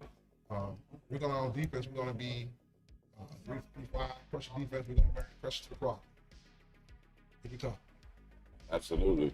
Well, I think Seabreeze is in good hands. Looking at Coach Physique, I know the weight room is very important to him. So best of luck to Seabreeze next week, this year, and we'll be watching you guys for sure. Thank you, gentlemen. Thanks so much. Absolutely. Again, that was the Seabreeze Sand Crabs out of Daytona Beach, Florida. Head coach Lester Davis. Guys, good luck this coming season. Thank you. Absolutely. And one of the things that I really like hearing about their offseason work was the focus on the technical aspect of the offensive line. We focus a lot on like just the physical aspect sometimes of the offensive line. And I think they get overlooked a little bit. We call the other positions skill positions and them not. But it's a really skillful position to play offensive line correctly. Absolutely. You know, whenever they're passing, obviously they're moving backwards. Yeah. So those guys are athletes in their own right. So yeah, the offensive linemen are definitely it's a more athletic position than people would give it credit for. Absolutely. Now coming up next, we have the Taylor Wildcats out of Pearson, Florida.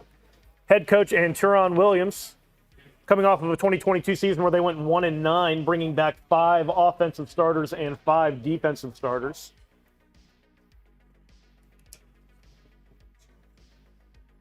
Welcome to Media Days, gentlemen. Coach Williams, how we doing today? Doing pretty good. Good to hear. Welcome to Media Days. Welcome. And please go ahead and introduce the gentleman that you brought with you today. Far end, number 66, that's Grant Rollison. He's one of our valuable offensive linemen, plays a lot of spots. We moved him around from center to guard. He may play a little tackle this year. Number 1, excuse me, is Alex Goldman. Brain fart. Brain fart, yes, sir. Alex Goldman, he's going to play a lot of corner, little safety, might even play a little running back for us this year. We may do a little change up on our offense some. And beside me is number 5, Andrew North. He's our slot receiver. He may play a little running back, and he also played in the secondary, mainly safety. So, Coach, talk to us about how long have you been at Taylor? I've been at Taylor about 28 years. I've been coaching there for, I would say, 17 to 19, because I was on and off. And this will be my 13th year as the head coach there. Absolutely. So you have a lot of familiarity with the program, with the community. What is it about the area, the community that just keeps bringing you back to coach one more year? Well, I graduated from Taylor, so it's my home school. I have a lot of pride in it. And the main thing I'm trying to give back to the players and to the community, just to believe in yourself and be strong. Right. You know, be strong in your beliefs. Don't let nobody tear you down. Don't get sideways with someone saying, "Oh, you from Taylor, you're not this and that." So that's my main thing. Bring back some pride. Okay. Bring back some pride to the program. And keep it there. Keep it there. Let's go to Andrew. Andrew, I noticed that you pretty much played a variety of positions last season. A little bit of wide receiver, played some defense, had over 60 tackles and interception. What's the number one skill set that you think you bring to the table that's going to help your team? I think I bring a lot. I use my feet work a lot and a lot of motivation as well. I always try to uplift my teammates whenever they get down. They help bring them up. And I'm just there to kind of help them through any type of problems, anything that happens on the field. You know, I'm there to help them, correct them, there to teach them as well. And then when we need plays, I'm there. I'm just going to help out my team and do me. Absolutely. Do you have a preferred position that you like playing more than another? It's hard between safety and slot. I love both positions, but if I had to pick, probably safety. I like defense. I like doing the contact. I love all that. That's good stuff. Let's go to Grant. How we doing today, man? I'm doing good. Big man Grant. So Coach talked about your offensive line play and being very versatile, moving you around. But last year you had a couple sacks as well. Is that true? Yes, sir. So O-line and D-line, you're a two-way player. Which do you prefer to play more? I'd probably prefer defense. I feel like I do a little more there. Okay. Well, just know Coach still gonna keep you at O-line. So that's a needed position. But what's the number one thing that you wanted to work on this offseason to help your game?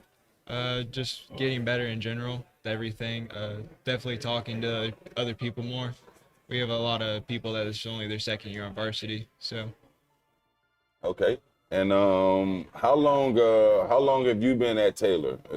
I've been playing football since 7th grade spring practice at Taylor. Okay. So it means something to you. What are some of the things that you try to instill into the younger guys to help with this culture change or bring back the pride that was there? I try to just make sure that they enjoy all their time at football, because we have a lot of people that will join and then quit before they're in high school. So I try to make them stay and enjoy the sport more. Okay, cool. So, Alex, how you doing today, man? Pretty good. How are you? Doing good. So now you're another two-way player as well. Yes, sir. I know you had an interception last season. Play a little receiver. I think coach is going to depend on you more on the offensive side of the ball this season. How have you taken on that challenge? I mean, being on offense, it's difficult, but I think we can do it this year. Yeah, and you're going to be a rising senior, correct? Yes, sir. Okay, so how important is it to you to also instill to the younger kids in the program to help you guys bring the pride back to the Wildcats? I think seeing the younger kids out there makes it like us like having a future in football, since like whenever we played, we don't really have like a lot of seniors, so it makes us like have a future. Yeah, absolutely. And coach, what type of offense should we expect out of you guys this season? For the last 7 to 8 years, we've been sort of a spread wing T type, okay. In a pistol formation. I think this year, because of looking at a quarterback play, we have more of an athletic guy, and we want to take advantage of his legs. His throwing is getting there, but to come out and win early, we're gonna need to run the football. So we're gonna get a little bit more compact, probably get into a more of a wishbone type of offense with the double wing and run from there. Almost back to a wing T, but we're trying to not go that far. Okay. We want to still be able to throw the ball and spread some people out. And defensively, what type of defense are you guys looking to run? Our defense is going to be a 4-4-3. We love to keep an even front, but we can switch to an odd front just to bring more pressure if a team is a run-heavy type of offense. So it's all about, I call it the very basic game, blocking and tackling. Right. And then let the guys make the plays. Looking at the district, who's in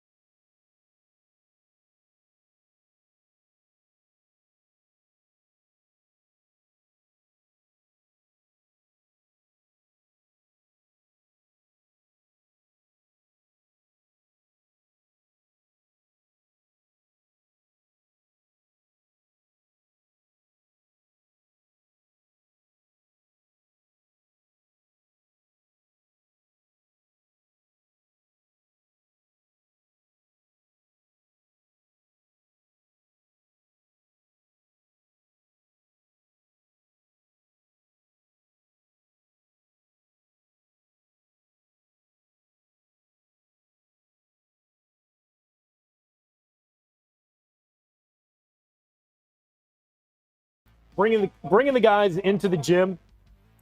Want to play basketball. Get your mind off of it. 1-9, not the best season obviously going, but you're still getting work in. You're getting your conditioning in, but you're still also kind of relaxing a little bit and getting that competition going as well. Absolutely. Competition is always one of the more important things when you talk about sports. So being able to compete and get some confidence, I think that can help them to be challenged. Yeah, absolutely. Coming up next, we have the Deltona Wolves out of Deltona, Florida. Head coach Matt Martin, coming off a 2022 season of 7-3, bringing back 8 offense and 8 defensive starters. Coach Martin, welcome to Media Days. Thank you very much. Thank you for having us here. It's a great event you guys put together. Absolutely. And please go ahead and introduce the gentleman that you have sitting next to you today. This is a senior linebacker, CJ Estridge. We have a junior O-lineman, Reese Eversman. Next to him, we have Thomas Barrios, also a junior offensive lineman. Then we have Jaden Ware, a senior defensive back. And then we have Damarian Phillips, a sophomore free safety. Awesome. All right, cool. So, Coach, obviously this is going to be your first season as head coach. Yes, sir. Were you affiliated with the program at all before in the past or anything of that nature? I'm the first alumni Deltona High School actually has ever hired, so I played there. The place is extremely special to me. I treat this position like if I'm the head coach of Florida State or anywhere, someone would have to kill me to take this. Absolutely, I like that. So, having that pride, being a Wolf yourself, what were some of the things that you wanted to work on and bring to the program that you think would help the program? Really fighting for your brother. You know, I've been on some really good teams as an assistant coach. I've been on some bad teams. All those really good football teams, they take that term, I am my brother's keeper, to heart, and they play for their fellow brother next to them. I really want to get these guys, and it's tough to build, it truly is. Get these guys that love each other, care about each other. If we do that, then I think the other things, talent-wise, will take care of themselves. Absolutely. And when Coach Smothers resigned and got a new position, some of the better players at Deltona did leave the program even before you probably got a chance to speak with them. Obviously, that's tough coming off of a 7-3 season, but what have you done to help the program realize that you know you're going to add that stability to the program? I can look at it two ways. I look at it positive. You know, coming in as a first-year coach, I would almost rather take over a team that only has 5 to 10 seniors than a team that has 20 to 30 seniors, so that year 2 isn't really a transition period. And not that so much this is a transition period. We're going to be young, but if we are the best version of ourselves, these young guys can play with a lot of teams. So just being the best versions of ourselves, having discipline throughout the program. If we're not disciplined, we're not going to be successful. And playing for our brother, playing for the community, playing for the city. Absolutely. Let's go to CJ. CJ, you're the returning leading tackler on the team at the Mike linebacker position. What's the number one thing you worked on this offseason to help your game? Just getting faster in my play overall. I gotta be all over the field.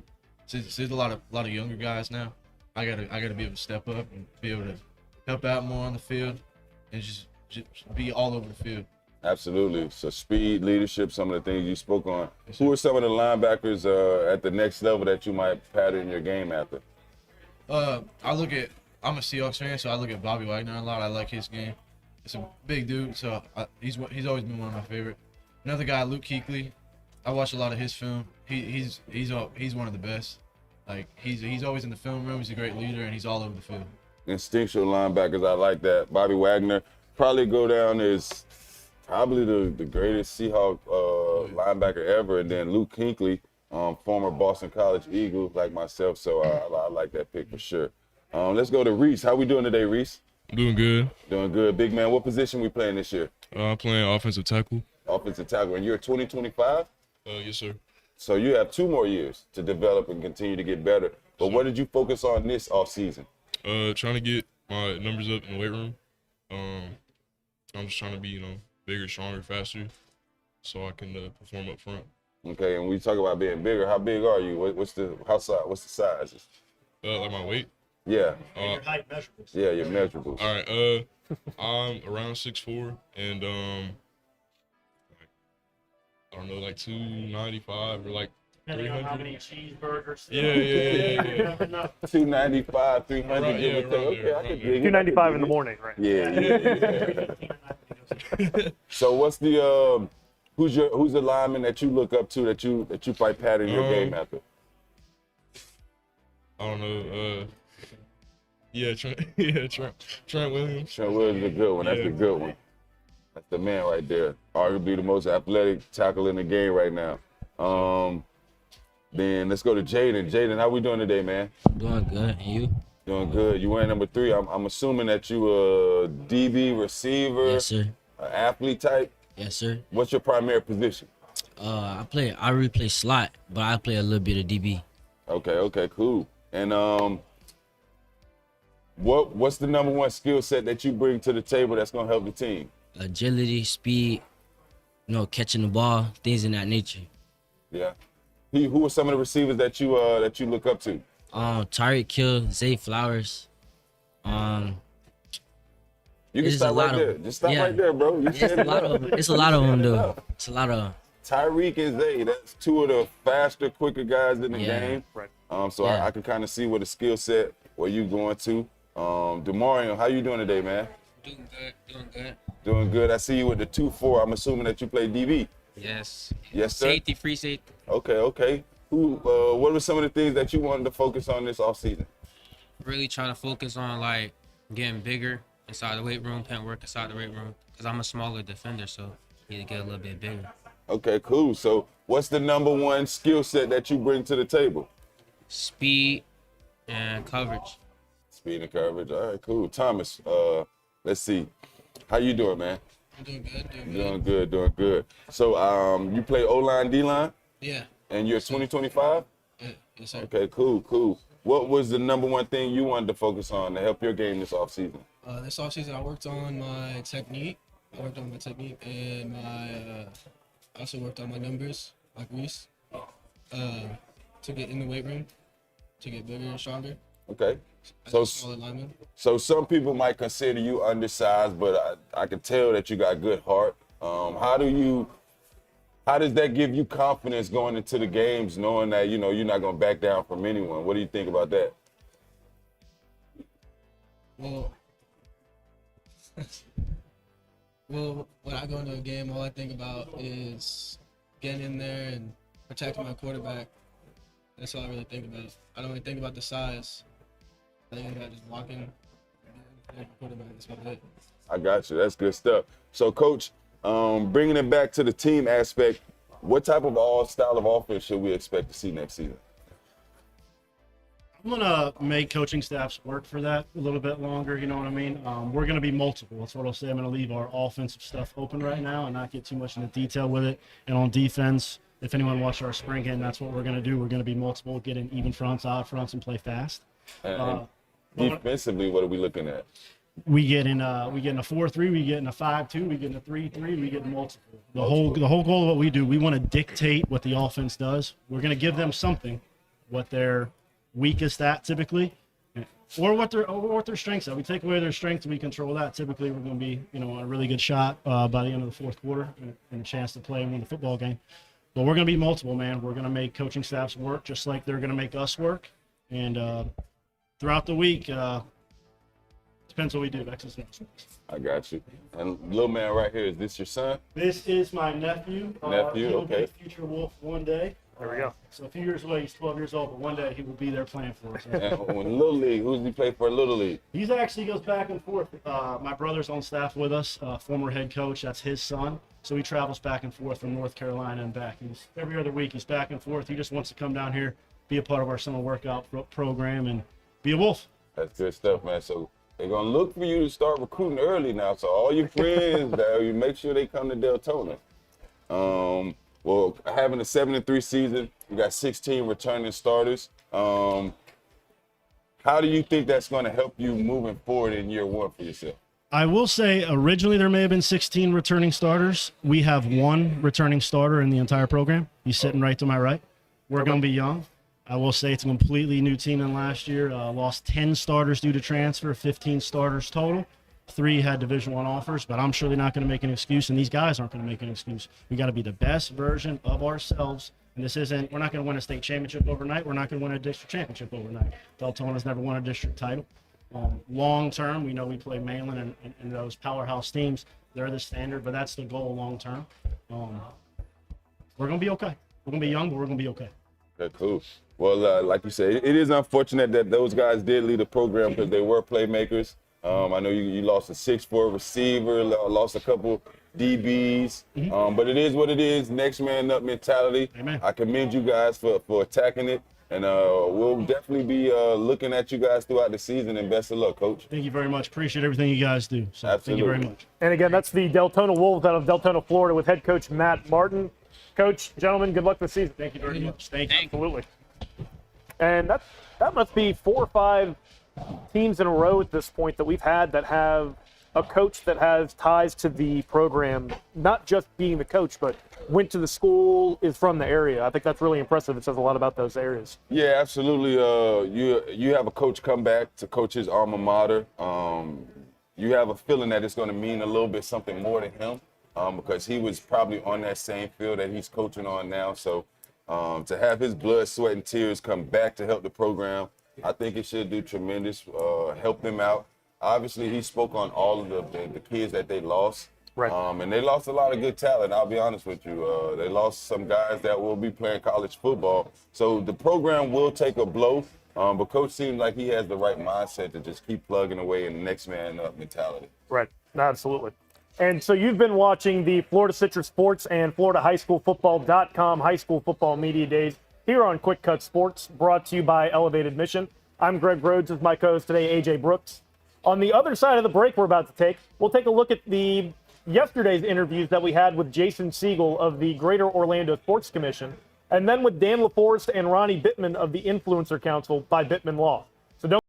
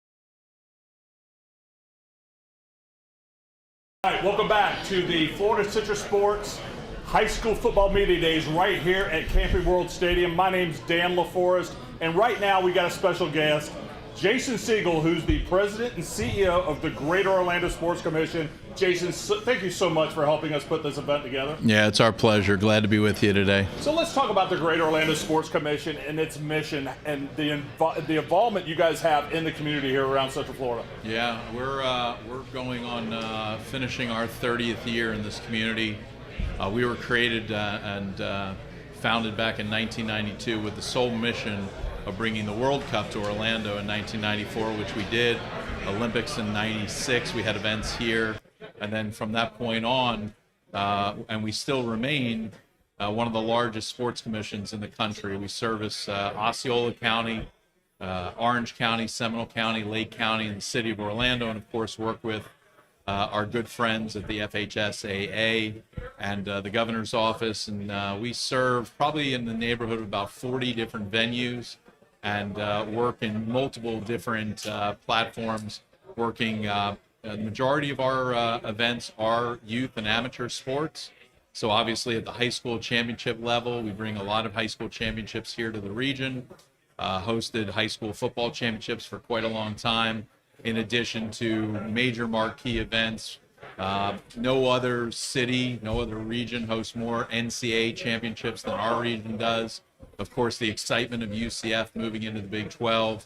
But our organization usually has its hands on about 50 to 60. We organize about 50 to 60 events a year and do roughly in the neighborhood of $500-600 million of economic impact when we're having our big years. You know, Jason, football fans have really grown to appreciate what Orlando has done. We're going to be kicking it off here next month, right here in this stadium with LSU and Florida State. Talk about the significance of that impact on Central Florida. There's no question. I mean, Steve Hogan and the folks at Florida Citrus Sports have done such a great job in that space. And we've had multiple kickoff classics. Of course, the bowl games that are here year in and year out for decades. March Madness was just here. So the amount of work that we're doing in the community in that youth and student athlete space is fantastic. We have great partners. And, you know, to have a venue like Camping World Stadium and Exploria and partnerships at Osceola Heritage Park and so many others where we're able to host some of those great events. We're excited for those events, but we're also equally as excited for high school football to get started and get kicked off here in the very near future. And Steve Hogan wasn't available to meet with us and be here today. He was out on assignment with some other business. But, you know, Steve has done a great job bringing some big games here. And I know you guys work very closely. You've got the new Pop-Tart Bowl. You've got the Cheez-It Bowl. We have the Cure Bowl, which is going to be played at UCF. Absolutely. So the Greater Orlando Sports Commission is heavily involved. But a lot of people have questions about the state football championships with the FHSAA. The contract has ended with Fort Lauderdale. And I've talked to a number of people around the state that they would prefer to have it right here in Orlando. We want it back, and we've made that clear, and we've shared our feelings with leadership at the FHSAA. They are good friends, good partners of ours. We've worked with them for many, many, many years in a lot of different sports. We think there's a formula and that there's a structure that can be put in place for us to be able to welcome them back. We have great partners at Orlando venues and Alan Johnson and Craig Borkin. Certainly what Steve and his team have done at Florida Citrus Sports, but we feel like twofold. We think that from a game presentation, from the entire experience that the student athletes, their coaches, their families, administrators would have for us hosting those games here in Orlando, certainly whether it's here at Exploria Stadium or some of the other options that we may have. We feel that it's a great experience, certainly for the folks that are traveling from out of town who will be staying in our hotel rooms and being part of that, us hosting. But also we want to lessen the burden on the families of the student athletes who play here in this community. And we think that when we're having so much success, especially with the teams who have played at the state level, who have played for state championships, when we host here, that's a better opportunity for more of those families, more of the members, mom, dad, grandma, grandpa, everybody to come, nieces and cousins and nephews and all that good stuff to come here to our community to watch their family members play for a championship. We think that's also of equal value for the residents of for Orange County, Seminole County, Osceola, Lake County, and the surrounding communities. Well, ladies and gentlemen, that is Jason Siegel, the CEO and president of the Greater Orlando Sports Commission. We're going to take a quick break. When we come back, you got more of Greg Rhodes, A.J. Brooks, and Balin Trujillo, and some of the greatest high school talent right here in Central Florida, right here on Quick Cut Sports. All right, welcome back. And welcome back to the Florida Citrus Sports and FloridaHighSchoolFootball.com High School Football Media Days here on Quick Cut Sports, brought to you by Starling Chevrolet. I'm Greg Rhodes with my co-host here, Balin Trujillo. And right now we'll be meeting here with Dan LaForce and Ronnie Bittman of the Influence Council by Bittman Law. This segment, of course, is being brought to you by the Influence Council by Bittman Law, helping student athletes and their families understand the complicated world of NIL, education, and helping them implement their plan. For more information, check them out at influencecouncil.com. Now, to start off, guys, welcome to Media Days. Thank you so much for joining us. Thanks for having us. I'm excited. Just to start off with, can you kind of describe a little bit what NIL is and kind of what its impact on our high school athletes here in Florida is going forward? I guess I'll get into what NIL is. NIL is it's the acronym for name, image, and likeness. And what that is that's a bundle of property rights that people own. Whether it's a picture of an athlete, whether it's their voice, their name on the back of the jersey, or their likeness, for instance, a video game figure. And so those are a bundle of personal rights that everybody has. And for the first time ever in the summer of 21, the United States Supreme Court said that collegiate athletes are allowed to commercially exploit their rights and get paid for their name, image, and likeness while they're in college, university, which was totally prohibited before. And so now it is not only legal, it is the law of the land in the United States. And athletes of all kind in the college level are able to get paid for the use of their name, their image, and their likeness. Yeah, and you know what? I think what you guys are doing is really setting the stage of what it looks like now for Central Florida, because we don't really have this right now, and we have so much talent here, as you guys seen today, that there's going to be opportunities for some of these guys to be making millions of dollars at the age of 17, 18 years old and not know what to do with it, right? Because it's a lot. We're talking about teams like Texas and Texas AM, and we're talking about big oil money colleges. But before we get onto that, because we see the name behind you, you guys helped create this brand, Influencer Council. Dan LaForce, I want to ask you, what is Influencer Council? Like, what exactly, so that the audience knows what that is? Well, I think the biggest thing is you have to understand what NIL is, and you're talking about the legal aspects, whether legal aspects of contracts, whether you're dealing directly with a collective or you're dealing with an outside brand.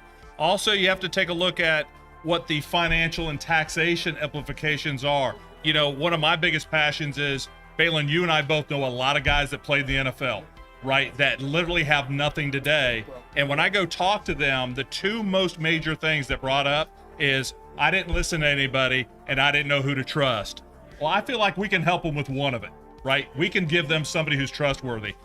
We can give them enough information that they either listen to us or they can find out their own destiny. But you also have social media branding, you have philanthropy. And I think that's understanding what NIL responsibility is. It's not about getting paid. We see it as a business opportunity, because your opportunity to be compensated for these elements at the college level and possibly at the high school level in the future does not guarantee you NFL contracts in the future. So this is an opportunity to possibly get a leg up in life before you start your real life post your playing career. Yeah, we'll tell you, I wish I had the NIL when I was playing, because I would be getting some money from that video game I was on, the last one to ever come out. But anyways, that's another conversation. Hey, Bailey, I'm not gonna, I tell kids all the time, they owe me. Yeah, they owe you, right? Exactly. Because we didn't have that opportunity. Yeah, and we still don't. Take that. They try to give us a check for like $1,000 when the NIL first came out. Like, oh, we'll reward some of the guys. I'm like, this ain't nothing to compare to the millions of dollars these guys are getting now. But I do want to talk about that. How is this applicable for high school athletes? What does it look like in the future? How is it going to impact later on down the road? Because, again, you guys are going to be the first to really touch into this market.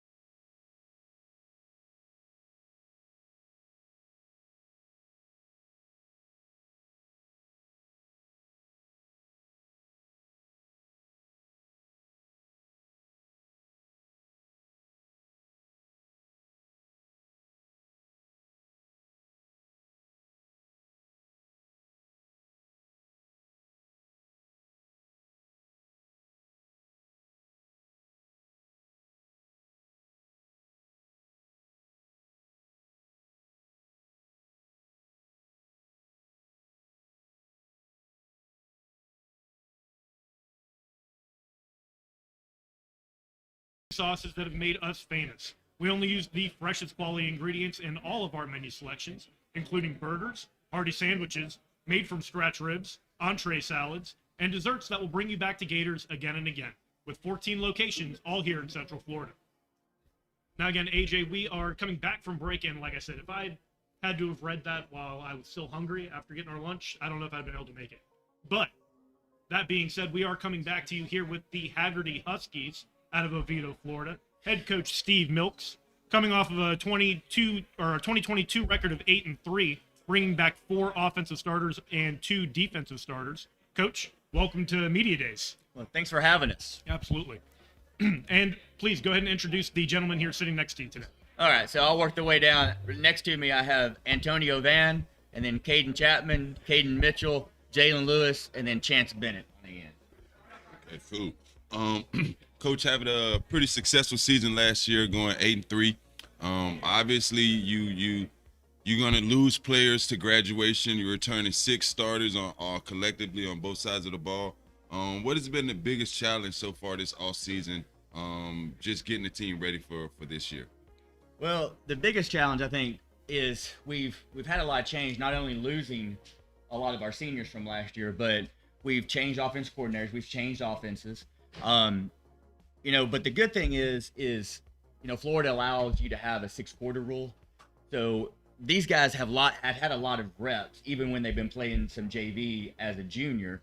So it's not like they've been standing on the sideline the whole time. They've got reps. They're ready to play. They played in games, varsity games. They played in JV games.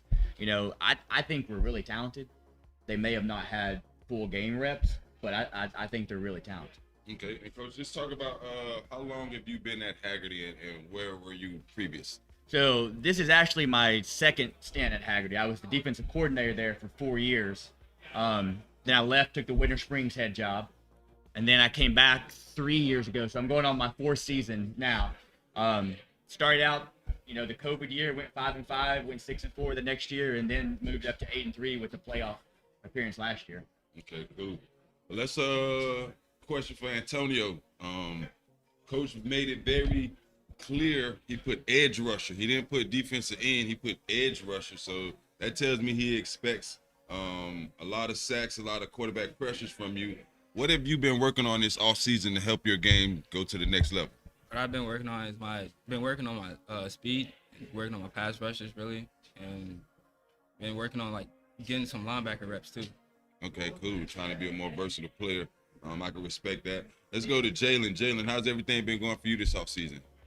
It's been good. I've been putting in a lot of work this offseason. I've been showing the coaches what I can do this season, and I'm excited. Absolutely. I think coach is going to be expecting more from you, more production. You'll get more opportunities this year, obviously. How have you fared knowing that the team will depend on you more this season? I've thought about this because I got moved up at a young age, and now today has come. So I'm ready for this moment, and I'm ready to show the coach what I got and help my teammates go through the season. Absolutely. Caden is such a unique name, and you guys have 2 Cadens up here, but let's talk to the quarterback. Being a quarterback, you're automatically one of the leaders on the team. How have you embraced that position, knowing that the team will look up and to depend on you? I just feel like being loud in the weight room and communicating a lot, and then throwing a lot, and just being around everyone, and just a lot of togetherness and not. Okay. Yeah. So who are some of the quarterbacks that you look up to that you might pattern your game after? I would say Josh Allen, Justin Herbert, people like that. How tall are you? 6 foot. Okay. Those guys are like 6'5", 6'6".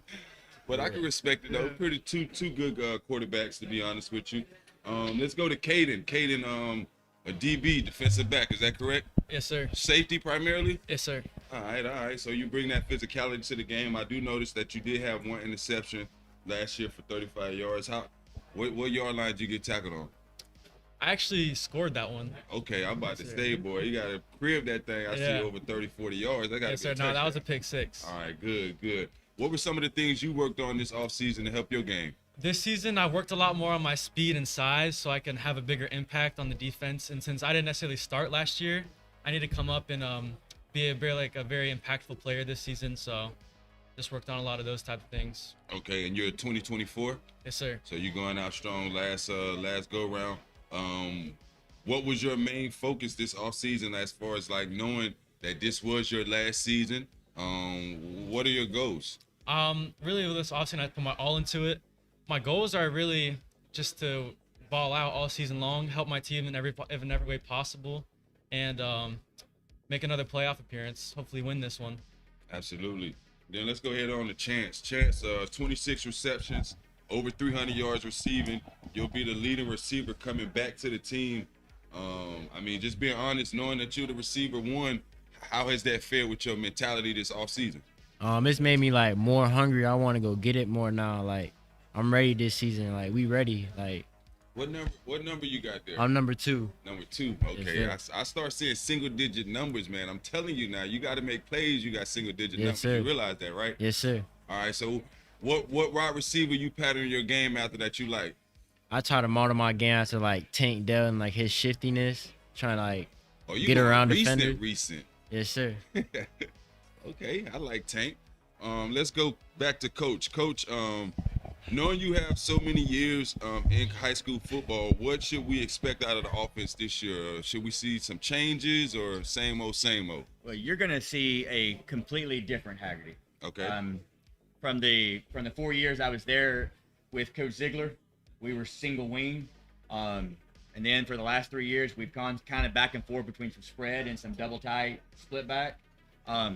We're going to bring back a little of the single wing because I like that. You know, we've got 2 really good backs. We put Antonio in the backfield when we do it. We've got Anthony White that stands probably 6'1", 6'2", about 215. That sits back there. We snap it right to him. And then the rest of the time, we're going to be spread. We're not going to run a lot of plays, but the formations and the motions are gonna cause some problems because we'll run tight end formations and then we'll run quads. Okay. So we're a little bit of everything. I got you. And defensively, what are we looking at defensively? Defensively, that's something that we really don't change. You know, we're a 4-2-5, and we play it. You know, last year we were really successful. I think we gave up 13 points a game last year. You take us off on Monday nights where we get games canceled and have to play on Monday night. We don't play well on Monday nights. Take those games away, and we're really good. You know, but yeah, you know, defense is just about, it's about tackling, about getting the football, and that's what we preach.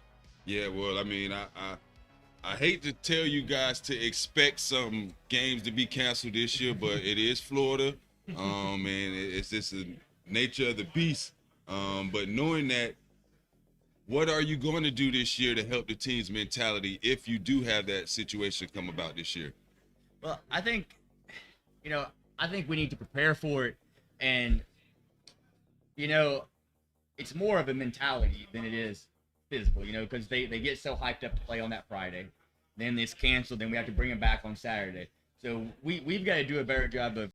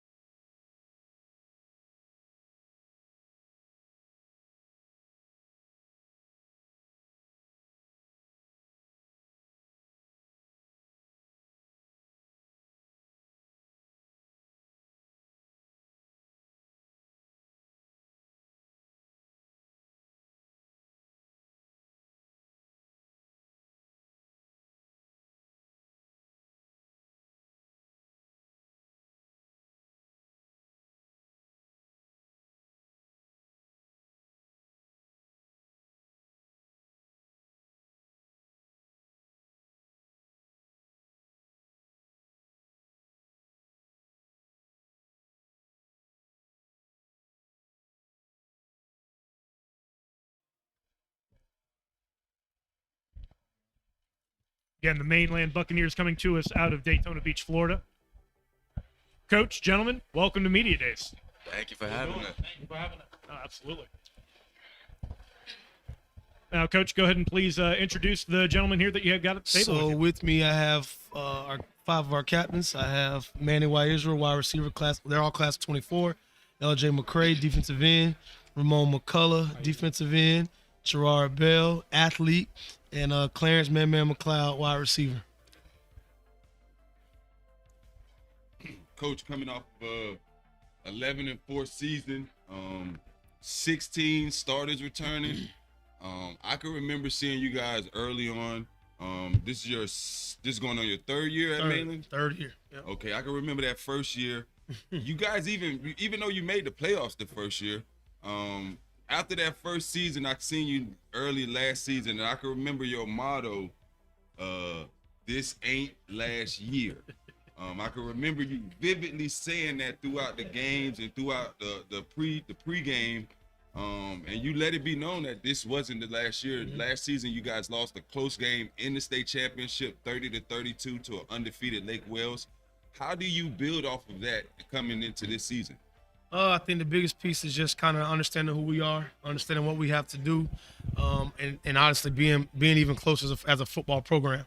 I think last year we were super tight, and I think this year with all of the as the still Nick Saban and all the rat poison we're hearing about, all the talent we're bringing back and how good we're supposed to be, I think the biggest piece is making sure we don't let any of that stuff seep into us. And so we got to be as tight as possible as a program, from the coaches to the players, just everybody being tight-knit and understanding what it's going to take to get back, and it's going to take us being a family. And I can understand that. And I don't want to add to the rat poison, but you guys are absolutely loaded. More than half of the starters coming back. And obviously, it's a day and age of transfers, and Florida allows individuals to go to whatever school that they deem that they want to. You guys got some pretty good transfers that should add to the mix. How do you feel that they'll add to help you guys moving forward? You want me to answer one of them? You. So we met as a group, as a leadership council, which is what's here today with us. We met, and I think the biggest thing is they have to buy into the Buck way. So no matter who you are, if LJ was transferring in, we would make LJ buy into the Buck way. Any new coach, you buy into the Buck way. If you don't stay around, and we get you from around very quickly. So I think that's the biggest thing, is just making is that's why, again, we have to be together as a program. So yeah, guys can be added into it, but if you don't become a part of the Buck way, then it's not gonna matter. I got you. And right next to you, what's your name, my man? Emmanuel Israel. Emmanuel Israel. Emmanuel, playing wide receiver at Mainland. Obviously, you're gonna get your fair share of opportunities. You guys have had 2,000-yard receivers last year. How do you intend to fill the void and kind of get some of those yards that they got this year? What have you worked on this offseason? Just playing my game, being behind them as players. I've learned a lot from them, both Ajay and James. So not necessarily playing like them, but taking their tidbits and pieces and adding it to my game, to my bag. I got you. I can respect that. And just looking at the next level, whether it be college or NFL, who are some of the running backs or wide receivers, that you pattern your game and you like to watch? In college and NFL, I'm gonna definitely say Justin Jefferson. Okay. That's that man. College, I like, more of going into college. People like Brandon Ennis, #1 receiver. This is just people that I watch. Makai, somebody else, he go to American Heritage. He's younger than me, but watching his game, there's a lot of things I can take away from that. Respect that. That's cool. Let's go to big man in the middle, LJ. What's going on, my man? What's up? How you doing? Doing good. Obviously, you're one of the higher recruited players in all of America, if I be honest. How's your recruiting process been this summer? It's going smooth. It's a blessing to be in this position for sure. And if I'm not mistaken, you've trimmed it down to a top 5, top 6? Yes, sir. Well, what programs are those? Florida, Florida State, Miami, Auburn, and Georgia. Okay.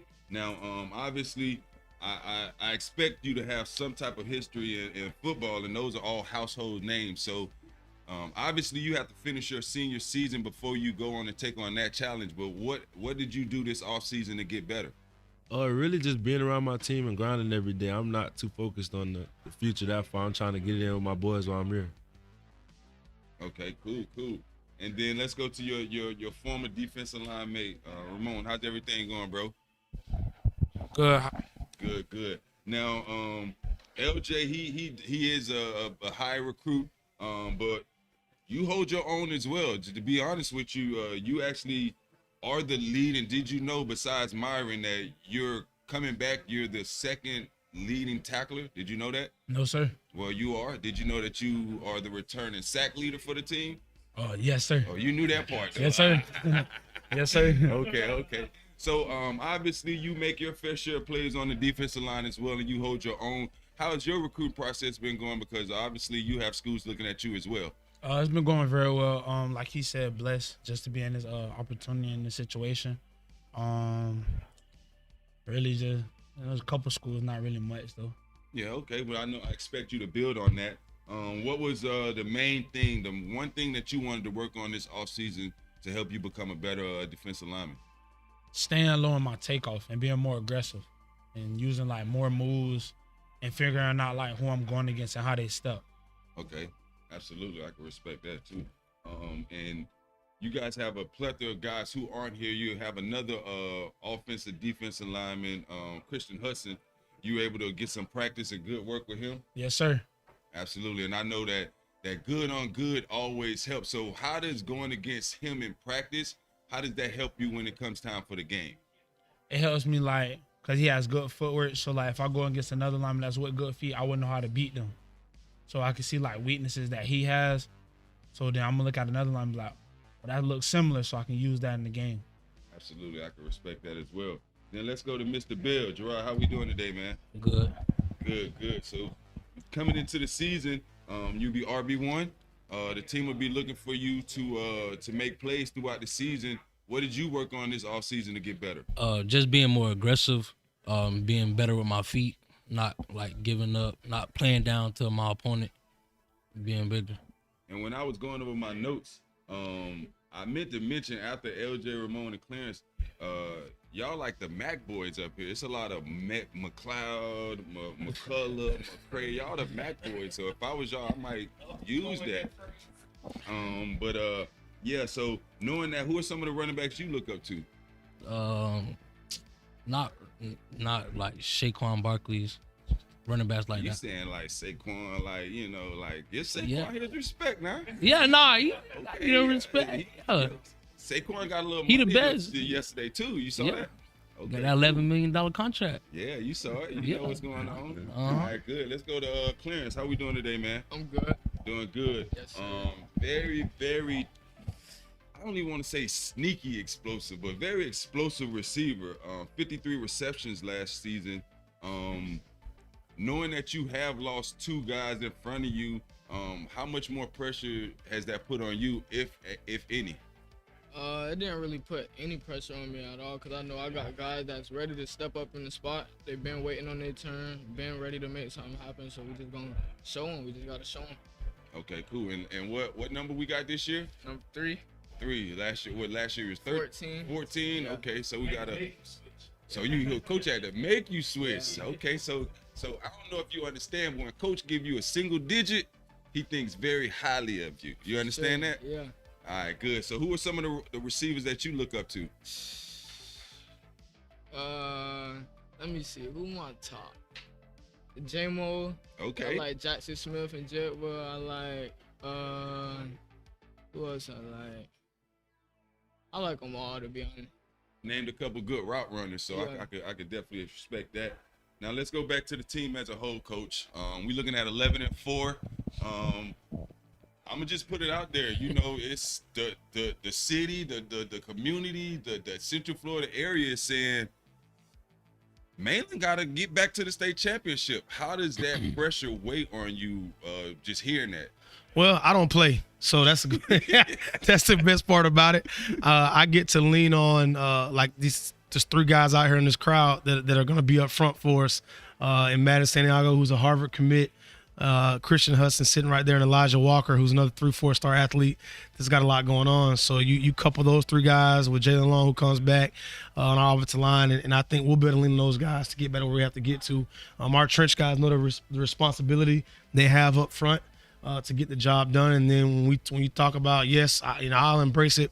I think we've got one of the best linebacker corps in the entire state, with Rodney Hill, Myron Schaefer, Tank King, and Malik Daniels. So I think all four of those guys together we do know what we have. But again, it's about us being a hunter. We're going to go out here and hunt other people. Nobody's going to come and hunt us and have us playing defensive. We're going to stay on the offensive with how we play football. Like I have to be careful because I get excited talking about it, because I'm ready for us to go out and play. I'm ready for us to be the bully this year. And so I'm excited about what we're going to do up front. Like I will tell you in a heartbeat, we have Zay and Isaiah out there on the edge, but I'm more excited about watching us in the trenches and watch us make people have to throw the football and make people have to load the box because of how we're going to play. Absolutely. And I think that's what, in my opinion, what makes you guys one of the better teams throughout the state is the areas where you're the strength. So you got a strong D-line, but at the same time, you got a strong offensive line. So practice is they're crazy. able to practice against each other. Practice is crazy. We look at the two DBs you speak of, Isaiah and Zay Mincy.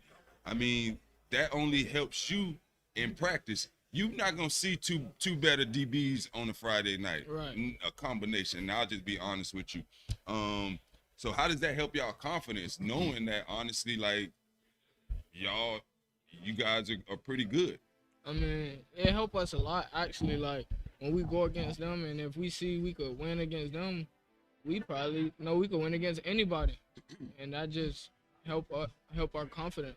Absolutely. So, Coach, you could be a great coach and you can have good X's and O's, but if you don't have the Jimmy and Joes, then it makes it tougher. Absolutely. You did lose a couple good Jimmy and Joes, and particularly at the wide receiver position. Yep. We're talking about over 2,000 yards receiving. Absolutely. How does the offense adjust, and do we change up? Like, what do we do to make up those yards? Well, I think, we have to play to our strengths. Like I said, our offensive line is going to be a huge strength for us. Coach Terry Anthony, I would argue he's probably the best high school wide receiver coach in the entire country. When you look at what he's produced year after year after year at receiver, he's done it with guys who people thought had a lot of talent. He's done it with guys who have had no talent. And like I think Man said earlier, we've got some guys like Manny and Marquise McCants who have been waiting their turn, and even Jeremiah Davis has been waiting their turn to become a guy for Mainland. So I think those guys are going to be hungry. But again, we're going to lean on them big guys up front. Like, it's going to be a whole lot of power right, power left, trap right, trap left, and counter right and counter left with those guys up front. And then obviously that's going to get us the one-on-ones. And these guys, they hear me say all the time, when it's one-on-one, Mainland receivers have to win. Yes. And so that's going to be the way we're going to have to do. Coach Snap Wood is going to do a good job of making sure, we play to our strengths, but at the same time, we know we're going to have to complete passes to be able to be a total offense. So I'm not worried about it. I think, we'll do a great job. We've got some guys battling at quarterback, and, we obviously, everybody knows about DJ Murray kid coming over. So it's going to be an interesting time, with him and Jordan Payne and Sebastian competing, and we're excited about it. Like I said, we know what our community expects, but that's every year. Right. So we embrace it. There's nothing nobody up here run from. If they want to run from it, they would have been a hawk or a crab or something else instead of being a buck. And that's not me talking trash about other programs. It's just at Mainland, it's the expectation. And if you want the expectation, this is where you come. That's why I always say, like, kids come here because they want to play big time football, not because somebody had to recruit them or anything like that. They know when you put this jersey on what the expectation is and what you're gonna go out there and do. I'll say, so we speak about former players coming back to coach their alma mater. Do your players, do they know how good you were in high school? Do y'all know how good Coach was? He will never let us hear the end of it. I don't even talk. He don't Y'all even know how- talk about it, so but we know. Y'all know, okay. Coach might not tell y'all, but I hope y'all know, like, Coach was that dude. You understand? So with that being said, Coach, does that play in on the team's philosophy? Are you guys more of a defensive team, or are you just a physical team? Last year, every coin toss, we took the ball first, which I'm not used to at all. But when we had James, the Giant, DC, and the explosive offense, we wanted to get people behind fast, right, and hope they would panic. And then you got so many two-way guys up here. I mean, Chris is a two-way guy. Elijah was a two-way guy when he was at Mainland as a freshman. Myron's a two-way guy by trade. RJ's a two-way guy. LJ's been a two-way guy. Ramon should be a two-way guy. So I think I don't know. My biggest thing, even with Coach TA, who's our AD and played at Mainland, was a blue chip All-American and signed to Florida State out of high school. I think we just want him to have our personality in the sense of just being mean and nasty and playing aggressive. So that's the biggest part. Is like I would be failing if you ever looked at the Mainland team and said, man, they soft. And that's the biggest part for us, is just not looking at us and seeing us be soft. So that's the only thing I always hope, is that when somebody look at Mainland play football, they're looking at like us playing super aggressive and hard. Well, I think you've done a tremendous job so far on your return back to Mainland. Mainland, in my opinion, is one of the more historical and respected programs throughout the state. Florida high school football is better when Mainland is a top dog. So 1,000%. We appreciate y'all getting back to the throne real quick. And we look forward to you guys continuing on in the future, and best of luck this season. Yes, appreciate it. Thank you. Yes, sir. And again, that was the Mainland Buccaneers coming to you from Daytona Beach, Florida, with head coach Travis Rowland. Coach, guys, good luck this season. Thank you. And you touched on it a little bit there at the end. Mainland is one of those schools that has maybe one of the highest level of expectations going into the season. Losing the state championship game last year, coming back, wanting to get back to that spot and take the game this time. Absolutely, yeah. They lost a close one to Lake Wales, 32-30, 2-point defeat. But they returned 16 starters, and they actually got a plethora of transfers this offseason as well. So much great things are expected out of that program. No, absolutely. So they'll definitely be one of the ones to watch coming up this year. And a lot of the schools yesterday circled them as their game of upcoming season. So everybody's expecting a lot of stuff out of Mainland. Coming up next, we have the Lake Minneola Hawks. Head coach Walter Banks, coming off of a 2022 season with a 10-2 record, bringing back 6 offensive starters and 5 defensive starters.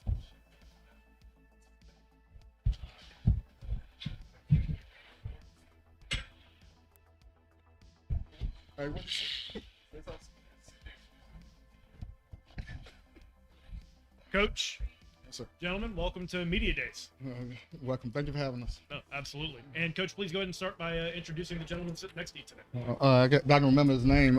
He's our wide receiver, Braylon North, a senior for us. You want to go ahead? The rest of them. Then we have Jackson Hughes, quarterback, Denard Adams, wide receiver, Chance Barclay, and Quinn Taylor ended up down there. Coach, last season, 10-2 record. If I'm not mistaken, you lost to Mainland, who lost in the state championship game by 2 points, and you lost to Lakeland, who won the state championship. Is there any pressure going into the season, having to kind of rebound from last year? Yeah, we get pressure from our community and our school, to get back. But what I try to teach the kids, we only control what we control, and that's just getting better every play and just worrying about ourselves and stuff like that. But we do have pressure coming from the outside. But it's my job, to keep these kids focused and actually controlling what they can control, and that's working hard in the off season and being coachable. Absolutely. I think it's safe to say that Lake Minneola is the king of Lake County. When was the last time you guys lost a Lake County game, Coach? How many years has it been? I can't remember off the top of my head because to be honest with you. I'll remind you, I think it's been 5 or 6. Okay, gotcha. Pretty impressive to go 5 or 6 years. You can't help who you play and who's in front of you. I think you guys do a great job of just playing the team in front of you. But let's go to Hands. Brandon, how we doing today, man? Doing good. So in case you guys didn't catch, his nickname is Hands. So if you can imagine his number one skill set, what would you think your number one skill set is as a receiver? Catching the ball and making a play. I would have to agree with you. Last season, you had 46 receptions for just under 900 yards and 9 touchdowns. It's a very, I want to say pass-happy offense, but it's an offense that is, you can't say pass-happy because you had a running back who had 33 touchdowns. So it's an offense that is well diverse. Going into the weeks in practice, what is your mindset Do you know like I'm gonna get my plays, or are you not sure? Like what's your mindset going into the week? Well, obviously, when we're preparing for a new team every week, we kind of base how our offense is going to play that week based off the defensive scheme as well. So we try to look for their holes, obviously, in the zones that they play, what they're playing depending on our formations. And kind of it can be one week we can play a team where we can throw the ball a lot off of our different plays. And some weeks we just like keep the ball on the ground because if they're giving us what we want, we'll take it. So it just depends on the week. Just depends on the week and the matchup. All right, well, let's go to the North. How we doing today, man? Doing good. Thanks for asking. Another receiver in this offense that was called upon last year, 24 receptions, over 300 yards offense. You guys had a senior receiver that's that's graduated, and someone's going to have to fill the void of the plays that he makes. Are you ready to take that step to the next level, and can the team depend on you? Yes, sir. I've been taking the whole summer preparing myself for this season, working my tail off to get better. I'm understanding the defensive schemes, because we don't have like an extra receiver who had that height. So we have to take over as a smaller receivers and fill in the gap. Okay, cool. I understand that. Just make sure you talk to Hands and tell him let you have punt return. Y'all both could go on kick return, but tell him let you have punt returns. And you know what I mean? We'll figure it out. We be on the sideline, Yeah, choosing it. Yeah, rock paper scissors. Yeah. Kind of feel that. Let's go to the big man, Chancellor. How we doing today, man? Doing good. Doing good. 2026 O-lineman, who's already picked up several Power 5 offers. How has your recruiting process been so far? It's been going good so far. I've been going to camps recently over the summer, trying to get better at my craft and everything over the summer. And then I've just been blessed by God to be able to give this body and this presence to, go out and grind and get better every play. That boy, no God blessed him with a body. No God blessed me. So speaking of your body, what are your measurables? Right now I'm at 6'4" and 280 pounds, sir. 6'4", 280. Only upcoming sophomore, so you got a lot of time to get better, a lot of time to grow. What schools are contacting and recruiting you right now? Right now, the main ones are probably Florida and Vanderbilt so far, but I'm hopefully just get that up soon as I go into the fall season. But I'm just blessed with anything so far.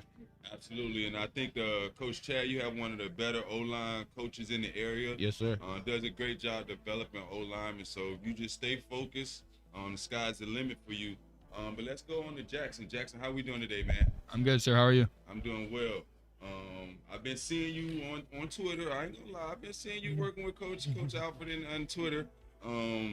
How has that process been, knowing that the team is going to need you, depend on you this season? Feels good. Got my boys behind me. Got a good coach, Alfred, best offensive coordinator in Florida. I got Coach Banks. They support me. So, yeah.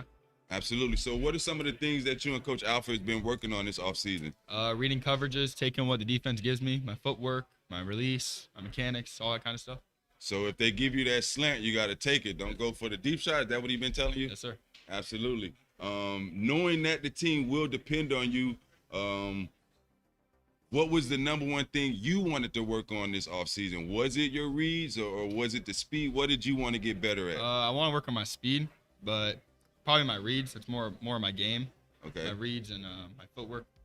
I can understand that because Tom Brady, he wasn't the fastest, right? Mm-hmm. So as long as you can get the ball out quick, that's going to help you.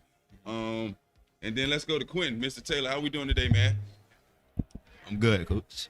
Good. I know this summer you recently committed. Would you tell the people what school you committed to? I committed Iowa State University. Iowa State. Playing what position? Safety. Okay, cool. So knowing that you'll be playing at the next level, this is your last season in high school, what are some of the things that you want to personally accomplish for yourself? For myself, I just want to get more picks, just help my team get as deep as they can, playoffs, go to states. Absolutely. So you speak on getting more picks. Is it discouraging when you don't get a lot of action throughout the game, though? So how does that work? You want more picks, but if they're not throwing at you, like how you get more picks? I either switch to the other side. I knew it. I don't know, like they just run from me, so I can't really. Because I watched film, and early on in your career, I saw you more at cornerback. Yeah. And then I would watch film, and I would see you sliding to safety more and more. And I said, my man's getting bored. Coach got to put him in the middle of the field so he can get some action. Would you agree with me? Yes, sir. All right, cool. So who are some of the defensive backs that you look after and you pattern your game after? J.C. Horn, he like a nickel type corner. Sauce Garner and Jalen Ramsey. Okay, I can respect. That's a good list of guys. Couple first rounders. Coach, you returning 11 starters. New quarterback, but is the system going to change, or is you and Coach Alfred talking about keeping the same system? Talk to me about the offense. Our system going to pretty much say 90% of the same. We're going to add some things that add to his strength and what he brings to the table. Because our biggest thing when me and Coach Alfred sit down, we don't want to put kids in a situation that they literally can't do or can't handle. So we're going to build everything around that kid, and not just cause we know it, we got to make sure they know it, and stuff. Absolutely. And I've seen the team through social media. I think you guys are running 110s as a group. I seen you guys getting after it. Was there one thing that you wanted to focus on this offseason collectively as a group with the team? Right, our biggest thing, getting beat by Lakeland in the regional championship is one thing. Is I'm gonna say I did a bad job developing my backups. All right, because that's where we was losing the games against Mainland and Lakeland. Is our depth. Right. All right, you know what I'm saying. So I put in this offseason to make sure our second guys, our special team guys, is up to par when we play those tough teams like a Lakeland or Mainland. So that was our biggest emphasis on the offseason, to make sure. Just because you're not a starter don't mean you're not going to work as hard and not going to push you as hard mentally and physically. Yeah, absolutely. Mm-hmm. And I think the program itself has been doing great. Defensively, what type of defensive style are you guys looking at running this year? We're gonna be a 3-4 with a 4-2 with a mix of 4-2-5. We lost a lot of guys up front on the defensive line. All right, but our back end is gonna be our strength. We got good guys coming to play on the defensive line, but they don't have the game experience that the kids that just transferred. I'm not transferred. The kids that just graduated, have. Right. And let's talk about the district. Who's in your district? We're in the district right now with Ocala Forest, Westport, South Lake, and East Ridge in our district. Okay. And do you find is it difficult scheduling out of district games? Are you guys finding it being difficult? Or? It's very difficult, especially in the last 3 years, because one year we'll have a schedule, we'll have 2 or 3 teams drop us off the schedule. Then we got to go out and find teams to play. In the last 2 or 3 years, we had to go to Carroll City to play. We got to play Manatee. We got to play Vanguard, Fleming Island, and stuff like that. It was just. We just couldn't find games in Central Florida, just because maybe, in the middle of a cycle or stuff like that. But we have, we pretty much gonna be all over the state playing, this year, because like I said, we have a lot of teams that dropped us and stuff like that. Absolutely. And obviously we're hearing a lot of buzz out of Leesburg. So hopefully that's a matchup that we can see in the near future. It'd be great for Lake County to see those two powerhouses. And that's a matchup should have happened this year. That was one game that was dropped, right. whatever reason. But it's one of those things that hopefully that we can get back on the schedule next year with each other. Absolutely. And Coach, last question: how long have you been head coach at Lake Minneola? I think 7 or 8 years. I'm not sure, to be honest with you. Well, a lot of times when you see a program even kill and moving in this direction, a lot of times for me that tells me that the principal, the AD, and the head coach, they all on one accord, and that's a good thing for you guys. Right, and that's why I've been blessed to have a good principal and stuff like that, and continue to have a good principal, because we're getting a new principal next year. So even that principal, is sports, sports minded, and want to succeed in everything we have at the school. Absolutely. Well, Lake Minneola, proud of Lake County. Look forward to seeing you guys this season, and best of luck, fellas. All right, thank you for having us. Absolutely. And again, that was the Lake Minneola Hawks out of Minneola, Florida, head coach Walter Banks and team. Good luck this coming season, guys. Now we talked a little bit about how Lake Minneola, they have not lost a game in Lake County over the last 5 or 6 seasons. That's really impressive considering there's some decent talent out that way for them to have to compete up against. Absolutely, that's a dominant program in Lake County. No one wants to play them. Like he mentioned, they had Leesburg on the schedule. Leesburg has a new coach, Stephen Moffitt, but for whatever reason, they dropped that game. But Lake Minneola, very few teams want to.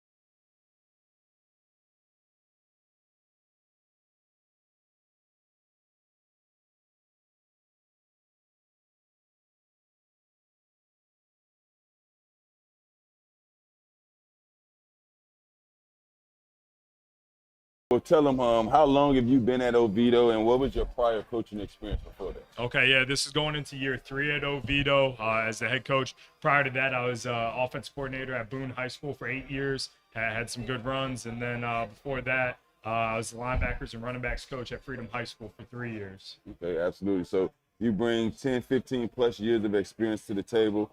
And like I said, Oviedo, you guys were 10-2 last season. You got 9 starters returning. Does that change the mentality? Is it more teaching?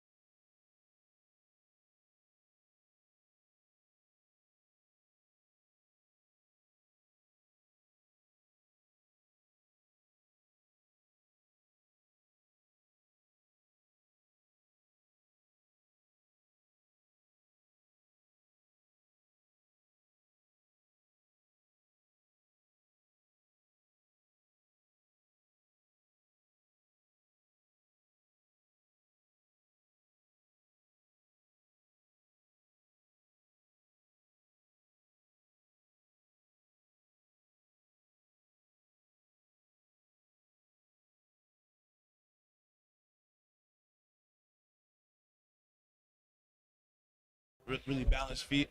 I like him. You can stop right there, bro. You can stop right there. You said two great ones. Yeah. And just yesterday, I asked the offensive lineman, and he told me the same exact two players. Same thing, yeah. Jason Kelsey, that's the brains. Yeah. And then you got Trent Williams with all the athleticism. Yeah. So I He's see real what you smart. did just then. Yeah. Let's go to Bryson. At linebacker, you're asked to make tackles. What's your philosophy week in and week out to help the team get better? Obviously, keep the guys in check, you know, go 110% at practice, and just make sure we're doing the most we can to get better by game week. Yeah? Well, who are some of the linebackers you look up to? Zach Thomas. See, I play more of a hybrid position, so I look up to like Jamal Adams, you know, Tyrann Mathieu. I've been waiting for someone to say Zach Thomas. You a Dolphins fan? Yes, sir. That's a good one, man. Zach, Hall of Famer Zach Thomas. underrated Let's Hall make of sure we bring Fame. that up now. Yeah. Hall of Famer Zach Thomas. Great comparison. I love that. What number did you wear last season? 14. 14. So I see the number change, and I've been telling kids all day, when coach allows you the opportunity to wear a single-digit number, he's expecting plays. You realize that, right? Absolutely. All right, so long as you hold up your end, coach, he held up his end of the bargain. Now it's your turn, all right? Yes, sir. Let's go move on to Big Nate. How we doing today, man? Good. Good. Good. Young fella, 2025, correct? Yes, sir. So you have 2 more years. How has seeing Ty go through his process, how has that helped you in your recruiting process? It's helped so much to learn from someone that's higher up, and it helps when they have experience in it as well too. He's a good coach and good recruitment. It's great. Absolutely. And you just getting started with your recruiting process. He don't have a clue how the school's gonna be that's what calling. I'm He saying. doesn't I even, tell him all the time. he don't have a clue, but embrace it. But what are some of the things that you want to work on to get better? Just footwork, everything, just getting better every day. We have a great O-line coach, so it really helps out, and having a good older O-lineman as well too. So everything works perfect for me. And what position are you at? I like guard, but they want me at center, so mostly guard. So interior. Mm. All right. Well, who are some of the offensive linemen you look up to that you want to pattern your game at? Trent Williams, he's so cool. I like his drip, but I don't got drip though. So You got to work on it. Yeah, no, This go to YouTube, see how Trent keep his sock. See that sometimes Trent spat, sometimes he don't. You just, I got faith in you though. Yeah. All right. Keep working at it, doing a good job. And then let's go to Brady. Super athlete, free safety, had over 50 tackles last year, 4 or 5 PBUs. How can we turn those PBUs into INTs? Man, just gotta work on the hands, Like, gotta read the play a little faster too. I can respect that, hitting that jugs machine. So what were some of the things you worked on to help yourself become a more complete safety this summer? Well, we got a new DB coach, and he's really been helping us, like everything with our breaks to knowing our coverages, and he's been a really good coach in helping us with all that. All right, cool. I give you a little bit of advice when you're coming out of the breaks. Quick arms. The Yes, arms sir. control the feet, so use those arms. But who are some of the free safeties you look after? I'm a Packer fan, so I like Adrian Amos, Clint Dix, if you remember him. But yeah, that's my Sure, I guy. remember. He only They're went to asking us if we Alabama. remember. He only went to Dr. Phillips. I actually had the distinct honor of training when he was playing with San Francisco. He would train here in Orlando locally, so I definitely know who is, and that's a good one to look after. Coach 10-2, what type of offense we looking at next season? So we're going to be, we try to be as balanced as we can. Want to attack every blade of grass, 53 and a third across and 100 down. So we're going to run the ball with 2 D1 O linemen, and we got a third on its way. We're going to be very balanced. So just get our playmakers the ball in space and let them score.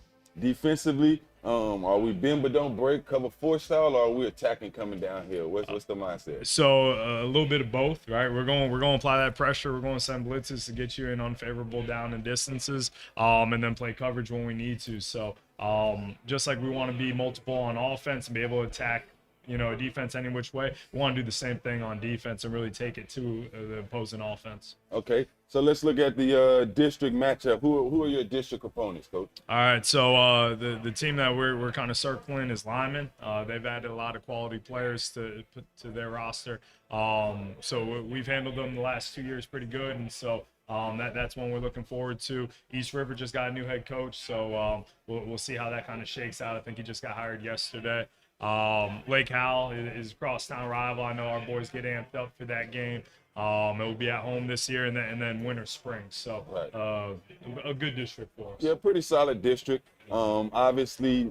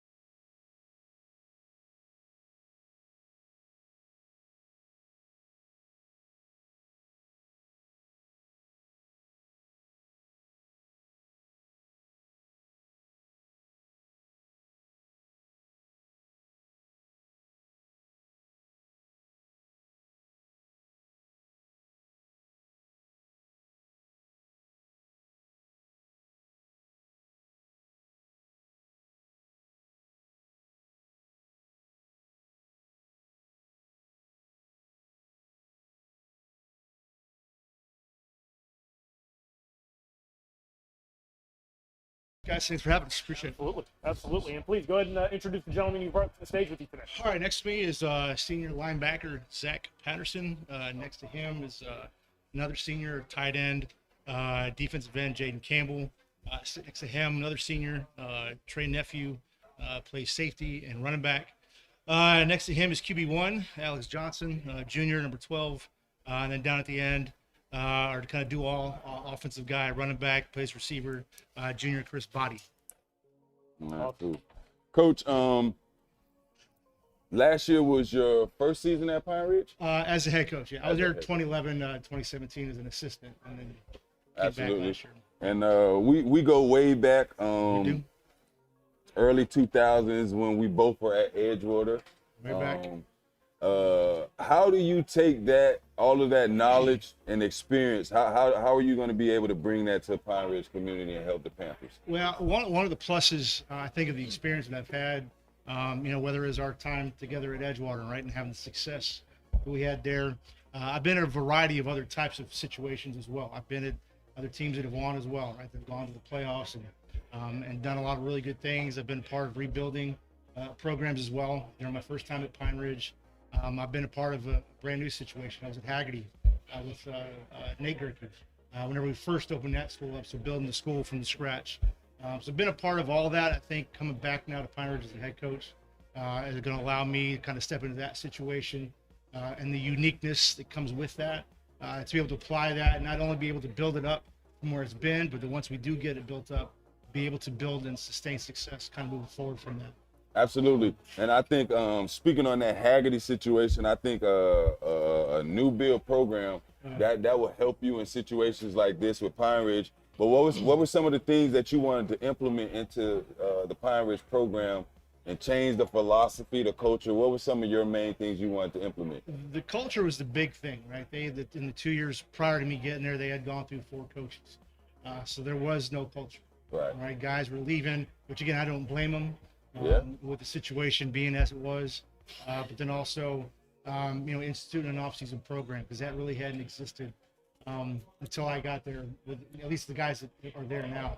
And that's paid dividends, right? On average, we've had about, our guys have added about 10 to 15 pounds since last season. And I think it's really helping us moving forward as far as all that goes. Okay, cool. Let's go on, look at Zach. Zach, how we doing today, man? Good, how are you? Doing good. You got number 1? Yes, sir. So you got to be that dude. You wearing number 1. You know that, right? Yes, sir. You're the leading returning tackler on the team. How much pressure is it for you being a linebacker trying to keep the team together, or is there any pressure in that position?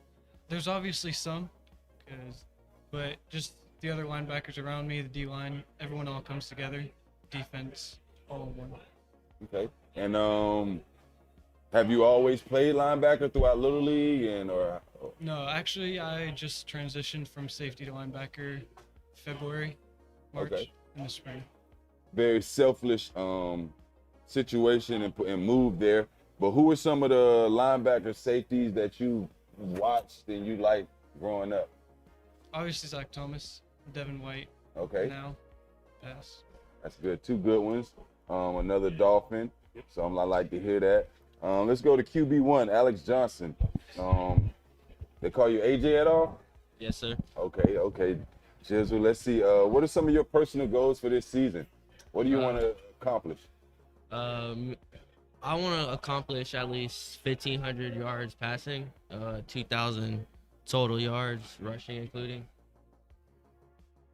I want to be able to score touchdowns this year, move the ball a lot downfield, and just contribute to the team on offense. Absolutely. So you talk about moving the ball, scoring, things of that nature. You got to score to win.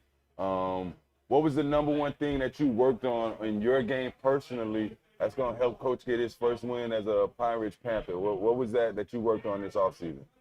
My accuracy and just reading the defense all together and just knowing what my reads are and who to throw to. Okay, cool. And you got Chris next to you, Mr. Do It Everything, wide receiver, quarterback, wide receiver, running back.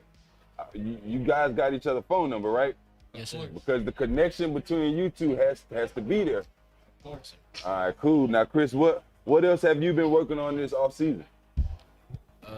I've been working on my strength and trying to get bigger for next season. Don't be shy. Speak up. Say it again for me. I've been working on my strength and trying to get bigger for next season. Okay. Working on your speed. What's your number one asset? What's the number one skill you bring to the position, or I don't want to say position, but to the team because you play multiple positions?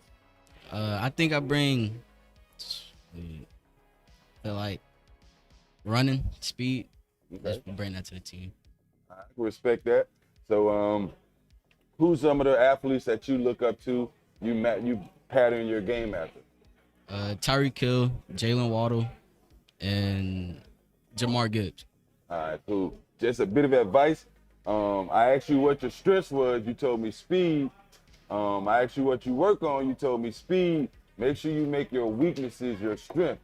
So if speed is taken care of, go ahead and hit the weight room, get a little bigger, you know what I mean?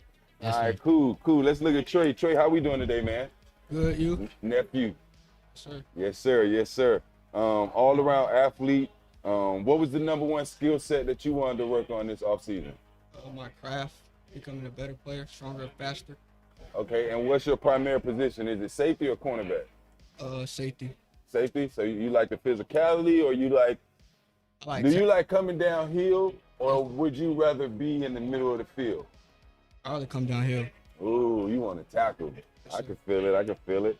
That's good. Who are some of the safeties that you like to watch and you pattern your game after? The Honey Badger.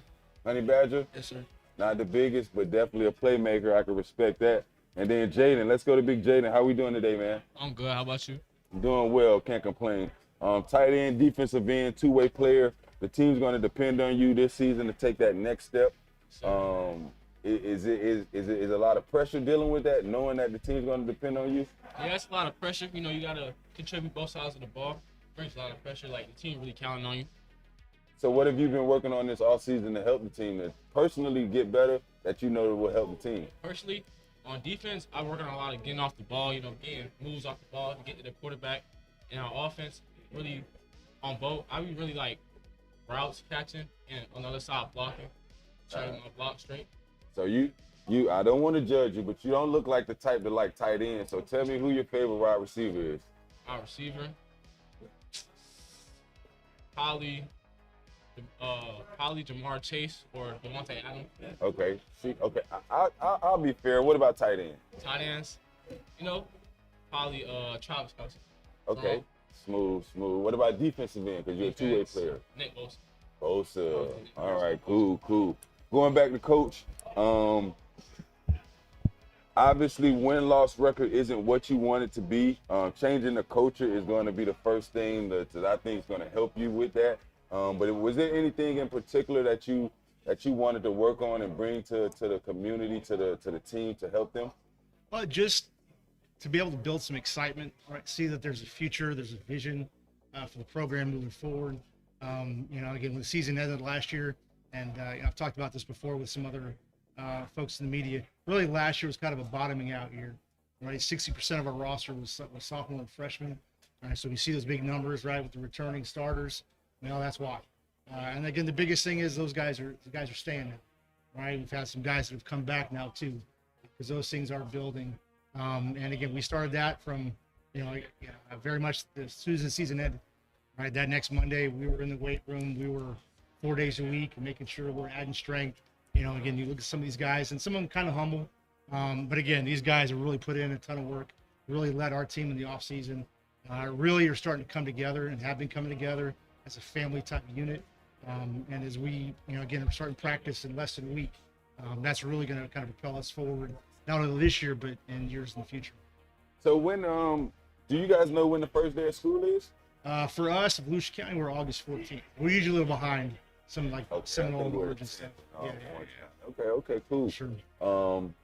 Offensively, what type of game plan are we looking at this year, Coach? Well, like I said, last year with the numbers we had and things we had to do as far as that goes, we had to go really slow.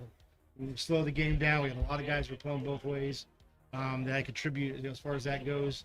Just kind of make up some of those areas we were deficient in. But this year, again, one of our strengths is our skill position players. Some of the guys we have up there, kind of spreading things out, getting them in a position where we can put some of these guys in space, because all these guys could take it to the house. Chris, bust off that 99-yard run last year. Put him in space, he can go. Speed, he's not kidding about. And again, just spreading things out, trying to do that and kind of speeding things up a little bit to try to get as many points as we can. And defensively, what type of scheme you looking at playing? Defensively, again, most of our talent is in the skill level, taking it back, right, to when we were Edgewater with Chip Berkey and Dean Fabrizio. Yep. First started instituting that 3-3 stack stuff. We're going to do a lot of different things, so we can get into an even front if we need to. We can bring guys from different places, really take advantage of the strengths that we have. Absolutely. Well, I think Pine Ridge will definitely get back on track. Wish you guys best of luck and congratulations on everything. Appreciate you, AJ. Yes, sir. Appreciate you guys. And again, that was the Pine Ridge Panthers out of Deltona, Florida, with head coach Eric Poinier. Coach, gentlemen, good luck this season. Thank you. Yes, sir. Thank you. And again, Coach touched on it a little bit there at the end. They had a lot of young guys get a lot of important snaps last season. Again, bringing back 17 total starters. It's going to be huge for them trying to come back after another 10 season. Absolutely. Coach Pointe, he's very knowledgeable. I know he knows the game. We got 17 returning starters, so that should definitely help their win-loss record right there. Yeah, absolutely. No, sir. No, sir. Not yet. Not yet. They are in. Right. You got it. They're coming up in two teams. It looks like.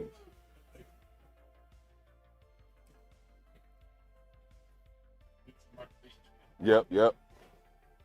Who we got right there? All right, and coming up next, we've got the New Smyrna Beach Cudas. Coach at? Coming out of New Smyrna Beach, Florida, with head coach John Wilkinson. Coming off the 2022 season where they went 6-4, bringing back 4 offensive starters and 3 defensive. How are we doing today, gentlemen?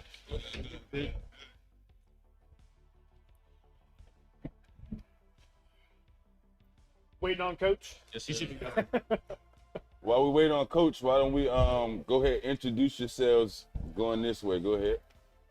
Talk to the mic? Yeah, absolutely. Armani Spurlock, number 1, junior year. Omari Meeks, number 55, senior. Tim Beauchamp, number 9, junior. I can't hear that. What'd you say? Tim Beauchamp, number 9, junior. Brett Redmond Snyder, number 11, junior. Elijah Rooney, number 15, senior. All right, cool. All y'all gotta talk like So we got Elijah, Armani, Tim. What was your name, bro? Amari. Amari and Armani? Armani. All right, cool. Here's Coach. Here's Coach coming right now. How are we doing today, Coach? Doing great, thank you. Welcome to Media Day. Thanks for having us. Yes, sir. Absolutely.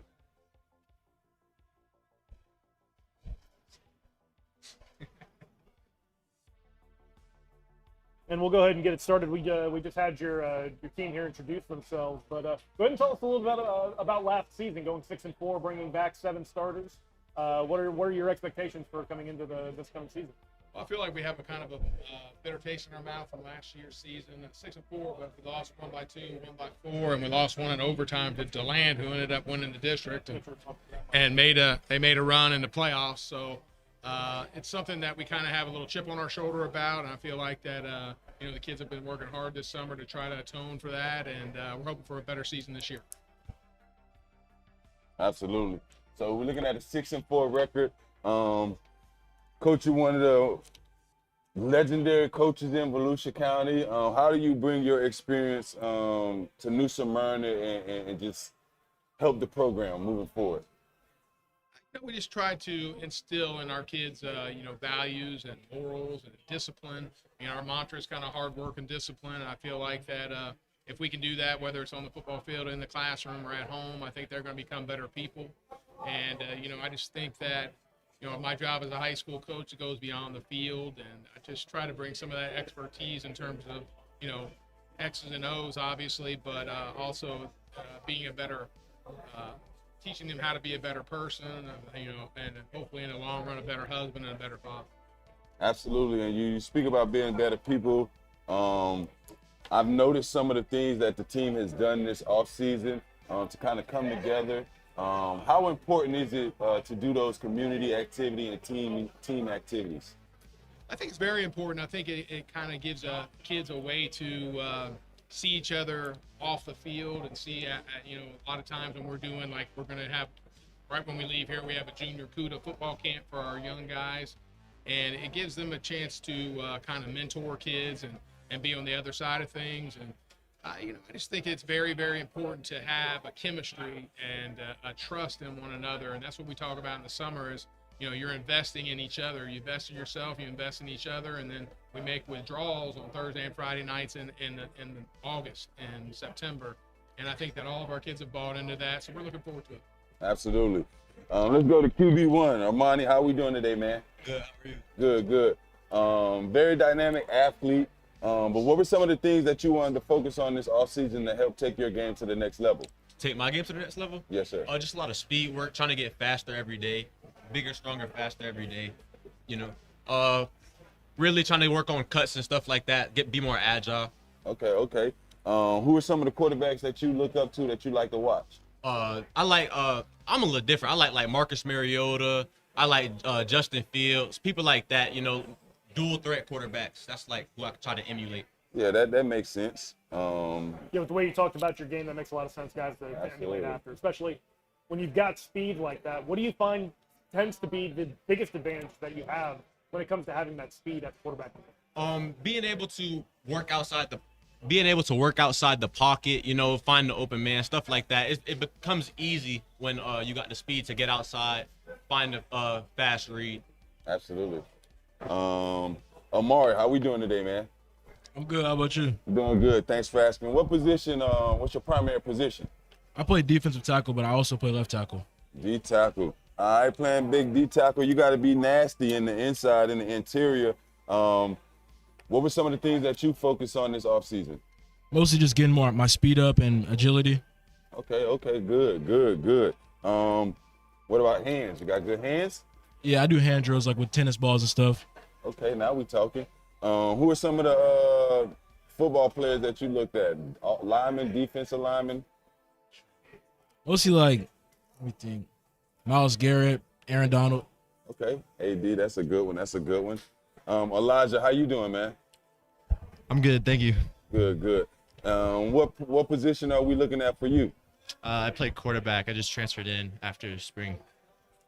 I'm sorry. I play quarterback. I just transferred in after spring season. Okay, cool. So obviously, Armani plays quarterback as well. How has that open competition, how has that helped you get better? Yeah, so Armani's taking it really well. I think he's definitely more focused on maybe playing a little bit more of the athlete position, which is great. He's really allowed me to become a better quarterback. He's really pushed me. But he's also, like you said, he's a great athlete. He's great at all the positions he plays, safety, receiver, slot, whatever it is. So he's going to be good. Are you 2024 or 2025? 2024. Okay. And what is what are your measurables? I'm 6'4", 215. Big kid, big strong kid. Okay, cool. What school did you transfer from? I transferred from Boone. I was a starter there last year. Perfect. And then Tim, how we doing today, man? Doing good, sir. What position you playing? Defensive end. Defensive ends. What are some of the things that you look at as a defensive end? What are some of the characteristics and skill sets that you have to get better? I feel like I got to get stronger. Moving big right tackles, left tackles, and all that. You got to get strong for that. Also, work on my speed and stuff like that. And yeah, that's really it. Strength and speed. Yes, sir. All right, cool. Who are some of the defensive players that you look up to?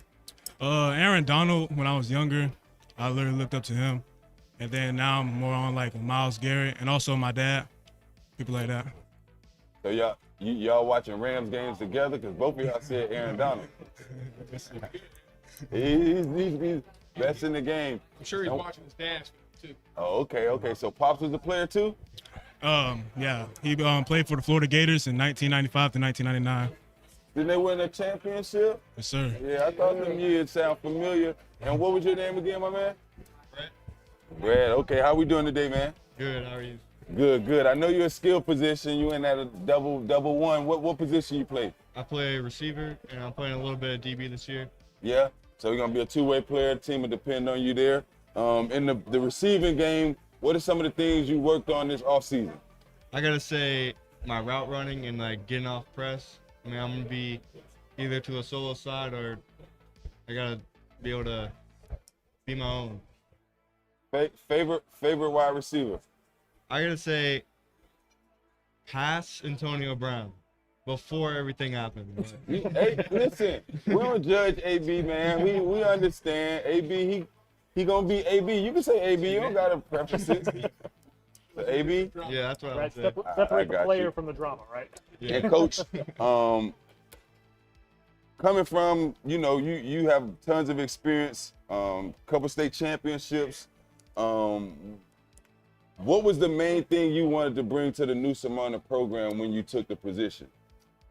I just want to bring stability. They hadn't had anybody stay for longer than 2 or 3 years for a long time. My son obviously brought me there when he was going to the 9th grade, and now that he's graduated, I kind of want to stay and just be a stabilizing factor for them and understand that they can count on me being there and that we're going to kind of just ride this thing together. And so it's just that's kind of the stabilization of it to me. Absolutely. And it's like the Wild Wild West in Brevard County. I understand transfers in and out. It's happening. It's going to happen. But what type of offense should we expect out of New Smyrna this season, Coach? I think we're going to be a little bit more wide open this year with Elijah coming, and I believe with Nick DeLucia is going to be another one of our receivers. So I feel really, really good about 3 of our receivers. We're going to have 2 really good young running backs. So I think we're going to be a little bit more wide open. You know, we were probably 80-20 last year. I think we want to be more closer to 50-50 this year, throwing it and running it. And I think we're going to have the skill to do that. And our offensive linemen, we've got 3 of those guys back. So I feel pretty good about that. All right. And defensively, what are we looking Defensively, we're going to switch it up this year. We were 3-4 last year. We're going to go more back to our roots, what we did at Cocoa a little bit with the 3-3 stack, and be able to kind of get into 4-3 a little bit more. And so it's going to kind of be a little change, but it's really going back to kind of our roots. Okay. And last question, 6-4 season, not a terrible season at all, but how do you take, or what do you think you need to do as a team to take that next step to get to the 8-2, 9-1? Well, I think we just need to finish games. I mean, we have a chance to win one. We're down 4, and we fumble on the 3-yard line going in. We miss an extra point in one, and then we give up a 75-yard bomb and 2 minutes to go against DeLand to tie the game. I think we just need to finish games. We get out and we get good, and then we kind of, in the fourth quarter, it just kind of seems to go astray a couple of times, and we just need to go to the final whistle, and I think we're going to have a really, really good season. Absolutely. Well, best of luck to New Smyrna. I think you guys are heading in the right direction. Just keep up the hard work and good luck, and we'll be monitoring you guys. Appreciate that. Thank you. Again, that was the New Smyrna Beach Cudas out of New Smyrna Beach, head coach John Wilkinson. Good luck this coming season, guys. Thank you so much for joining us. Hey, good luck this season. Good luck, everybody. My bad. There you go. Good luck this coming season, guys. And it's great to hear that coming from Coach. It's just the little things that can make a good season turn into a great season. There was multiple games that they had a chance to win. They were right at the end of the game. Close out the game, and you have that 9-2 season that you're talking about. Absolutely, Coach Wilkinson. He's a legend. He has state championships under his belt. He's helped countless number of players go to college, go to the next level. So I have total faith that he'll find.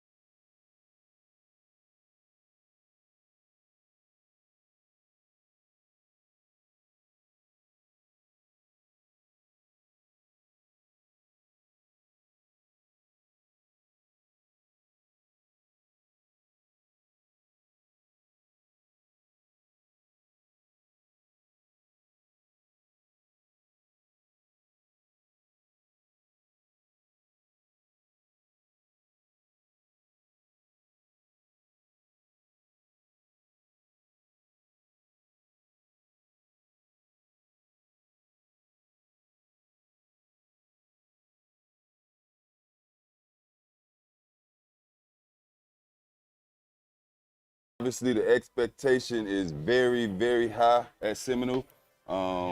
Most teams would be satisfied with the season that you guys had last year, but I know that you guys were disappointed. How did you use that as motivation in the offseason? Well, I mean, the standard always been the standard at Seminole, and it's going to continue to be the standard. The guys are motivated, to have anytime your season is cut short, from what you expect to be, it leaves a chip on your shoulder. We just want to remind everybody we still Seminole. We still want to do big things, and that's what we plan to do. So the summer has been a lot of work, a lot of grinding, and trying to get back to where we know we need to be. Absolutely. And as you make your return back to Seminole, another former player coming back. I had the distinct honor to sit in on the interview process, and the structure and the game plan that you laid for Seminole was very impressive. What are some of those things that you intend to do to help the program continue to keep going in the right direction? I think start with discipline and accountability. Discipline, accountability, and realizing what's in front of you.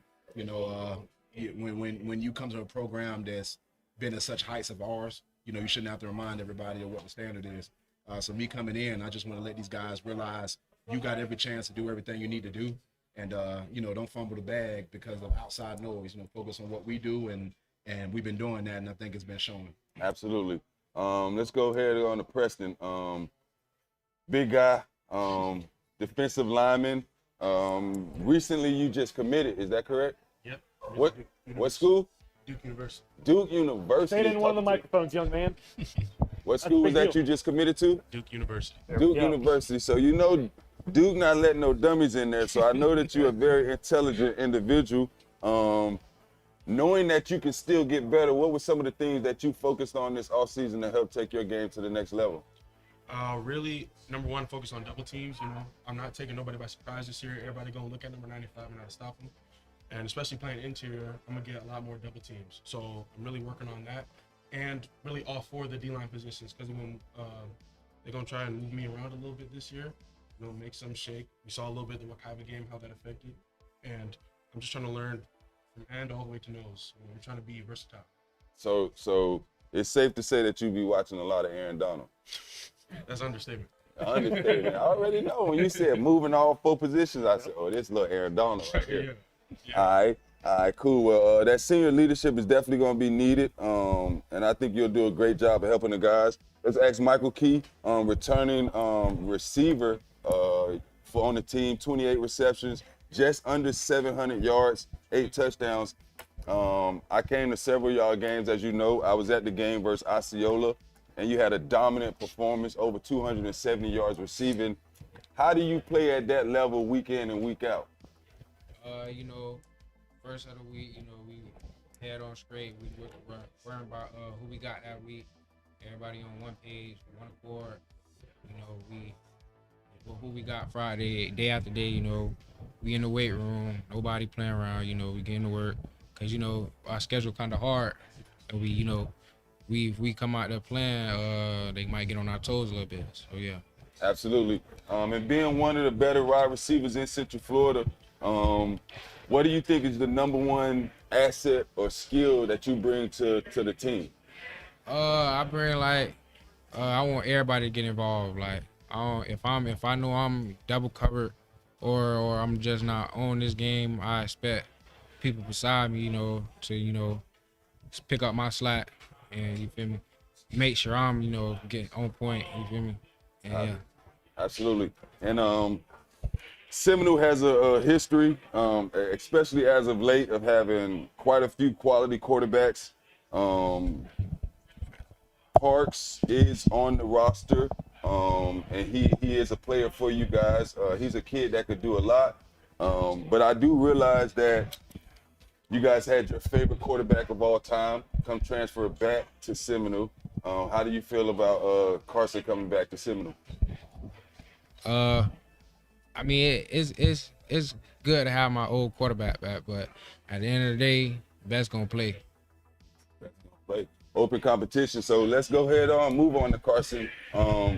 You two are a very smart individual. Already committed to what school? We tell the people. I'm committed to the University of Pennsylvania. University of Pennsylvania. Correct me if I'm wrong, but is that an Ivy League program? Yes, sir. That's an Ivy League school up in Philly. So you smart. Some people could say that, yes. Some people, a lot of people got to say that you going to Ivy League, man. I can respect it. What was the number one thing that you wanted to work on this offseason, knowing that you're coming back to Seminole, knowing that Parks had it's going to be an open competition, nothing's going to be given to you. What was the number one thing that you said you had to focus on? I would think, for me personally, since most people think of me more as a pocket passer, just being more well-rounded as just versatility-wise, so just off-platform throws, and just things not being comfortable, being uncomfortable in situations like that. Let me find out you're trying to rush for 500 yards this season. Then we go move it on. Who are some of the quarterbacks you look up to or you pattern your game after? I mean, I would like to say I really like Josh Allen, even though I'm not as big as him. I just like the way that he controls the game that he plays in. He has a big arm and a big frame, but he's a rotational thrower like a lot of the quarterbacks now in the NFL are, and I really like that. But I just like his game a lot. I mean, other than the hurdling dudes and being 6'6", I like his game a lot. Yeah, please don't let me catch you hurling nobody next year. Go out of bounds, son. Mike, I didn't ask you, but who were some of the receivers you've had in your game after? Or who you enjoy watching? I really like Devontae Adams. I like Devontae Adams. He not really fast. He not really slow. He like create a lot of separation. That's why I was like, yeah, I would play a little like that. And Debo. I can see that winning at the line. Debo too. I could really see Debo for real. But let's go to Jordan. Outside linebacker, strong safety, hybrid type. What was the main thing you wanted to focus on this offseason? Getting faster, gaining weight, getting bigger. Okay. Playing faster. Mission accomplished. How much weight you put on this offseason? Like about 5 pounds. Okay. We'll take it. Keep eating a little bit. Stop hanging around Ethan because he obviously eating all your food. But besides that, what's the number one skill set that you bring to the table? I know you say you want to get bigger, but do you think that speed is the number one thing you're going to hang your hat on? Yeah. I like to hit. I can play all around. Absolutely. Yeah. At the next level, what are you being recruited at? Is it outside linebacker or is outside linebacker? Outside linebacker, yeah. Okay, perfect. So let's go ahead and swing it over to your linebacker mate, Mr. Pritchard. Young guy, 2025. Been playing since you were a freshman. Played safety freshman year, and last year you moved down to linebacker. How was that adjustment? Or was it a major adjustment? I wouldn't say a major adjustment. It was better for me. Like, I'm closer to the ball, not to make plays, so it was really just easier. Really. Right. And I think it helps you having that safety skill set, being able to play linebacker with that. That's only beneficial for you. What was the thing that you wanted to work on this offseason? I say getting off blocks better. Okay. Getting off blocks better. And same thing, gaining weight too. All right, because on Twitter, every time I see the workout, it looked like you're a safety. I see you doing DB work, so I figured that you wanted to hone in on the pass coverage side of things. Is that correct? Right. All right, good feat. And who are some of the linebackers that you look up to fighting your game after? I say Isaiah Simmons probably. Simmons. Somebody confused. Don't know if you want to play safety, linebacker. See, man, what is it, bro? Which one? I just heard they moving Isaiah Simmons to cornerback or something, man. This is crazy. I didn't ask you though, who your Simmons? Yeah. See, I know y'all been hanging around too much, man. But coach, looking at a 9-3 season, obviously, like you said, the standard is the standard. You guys lost a playoff game that many expected you all to win. How do you use that as motivation to continue to keep moving in that right direction? Well, I think for starters, you tell the guys no matter who on the schedule, you play them to the best abilities. I think last year we kind of was looking down on the team that we took care of a few weeks prior, but every week a new week, you got to treat it the same way. So my standard is getting these guys to understand no matter who was on the schedule, you approach it the same way, whether it's a 10-0 team or 0-10 team. It's the same exact way. So getting the guys to really understand what's in front of them has been my biggest thing, transition inside of here, and I think they really, really bought into what I'm trying to do. So I'm really excited about this team. Absolutely. And being a defensive coordinator for the past couple of years, but making that change to head coach this season, what was the number one thing that you didn't realize about the head coach position that you like, wow, I didn't realize this is what? The administration stuff. I mean, I still will be calling the defense this year. But overall with that, it's a lot more, making schedules, sending out parent emails, those are the type of things that I guess I wasn't as privy to coming in. But overall, the football aspect is just you go from kind of focusing on one side of the ball to focusing on every aspect of the game, from special teams to offense and defense. And sometimes I get myself caught in worrying about another side. I'm like, so it's still finding my way of understanding, with me still calling the defense, but also me being the head coach. I want to know everything that's going on. So that's been my biggest adjustment, honing that in. Right, and when you have good teams, good programs, you're susceptible to losing players, losing coaches. I know you, Coach Lodge, he went on, but you guys lost Coach Woody Cox. He's now the head coach at Colonial. A lot of people don't think about those things, but How has the coaching changes, how has that affected you guys this offseason? Well, first of all, hats off to Coach Lodge, man. He taught me a lot. That's one of my closest friends. So he showed me things that I'm thankful for every day. Woody was a great coach as well. I'm happy for him that he finally got his go-ahead to be head coach. I think it's just, trusting guys. I brought in some guys that played at the collegiate level, that played at the pro level, and kind of know what they're talking about thoroughly. And bringing in guys to mesh with our kids. We have a different set of kids, and everyone can't come in and coach these guys. So it's really bringing in guys to mesh with them, and guys that know what we're trying to do.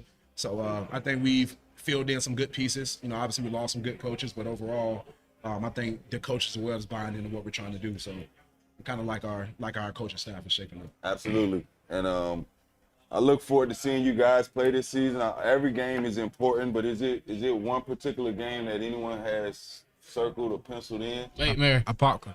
Lake Mary. Apopka. Lake Mary. Apopka. Papa too. Okay. Apopka. I can definitely understand that. And also, I think I'll probably be at both of those games. So best of luck to you guys this season. I can't wait to see you guys. Appreciate you, man. Thank you again. Alrighty. Again, that was the Seminoles out of Sanford, Florida. Coach, guys, good luck this coming season. Thank you. Absolutely. Now, Seminole turning into a football factory up there. Absolutely. They've got recruits coming out of every which way. High expectations going into this season. What are your kind of expectations for them going through this year? I expect Seminole to be one of the better teams in Central Florida. I think they're in that A tier as far as top programs in Central Florida. Year in and year out, they show why. They're one of the better teams. They had a 9-3 season, and honestly, me knowing them personally, they were disappointed. Yep. They lost the game in the playoffs to Lake Mary, a team that they beat by 40 points 2 weeks before. So it was definitely a devastating loss to the Seminole community. And I expect Boki to be back this year very strong. Yep, I completely agree. I think Seminole's got some pretty high expectations this year, and I think they've got the squad to come through on some of those. You've been watching the Florida Citrus Sports and FloridaHighSchoolFootball.com High School Football Media Days on Quick Cut Sports, brought to you by Elevated Mission. We'll be right back after a quick break.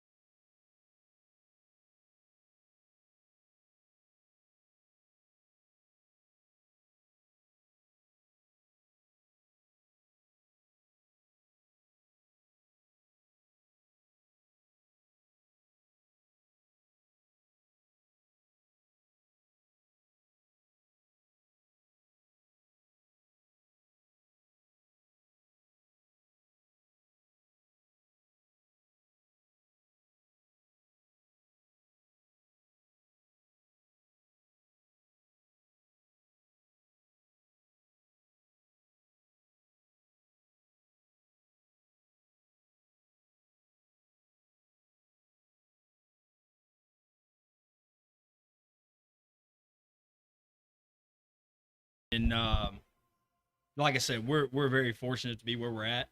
I would be remiss if I didn't say that we had great administration.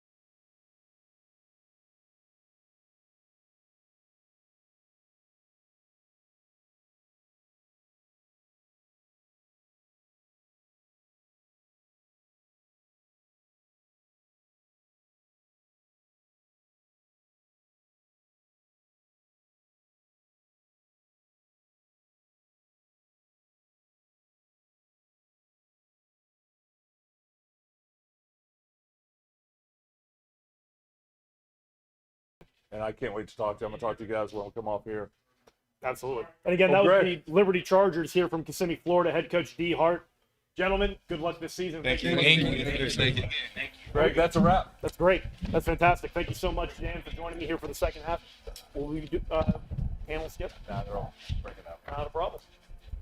And that'll do it for us here at day 2 of the Florida Citrus Sports and FloridaHighSchoolFootball.com High School Football Media Days here in Quick Cuts, brought to you today by Elevated Mission, delivering life-transforming experiences that empower individuals to unlock their God-given power, peace, and purpose. Elevated Mission equips individuals with cutting-edge tools and expert guidance. To find out the 7 mind-strengthening exercises that will improve your cognitive abilities and promote brain health, reach out to John Ruggles at his email, jruggles@elevatedmission.live.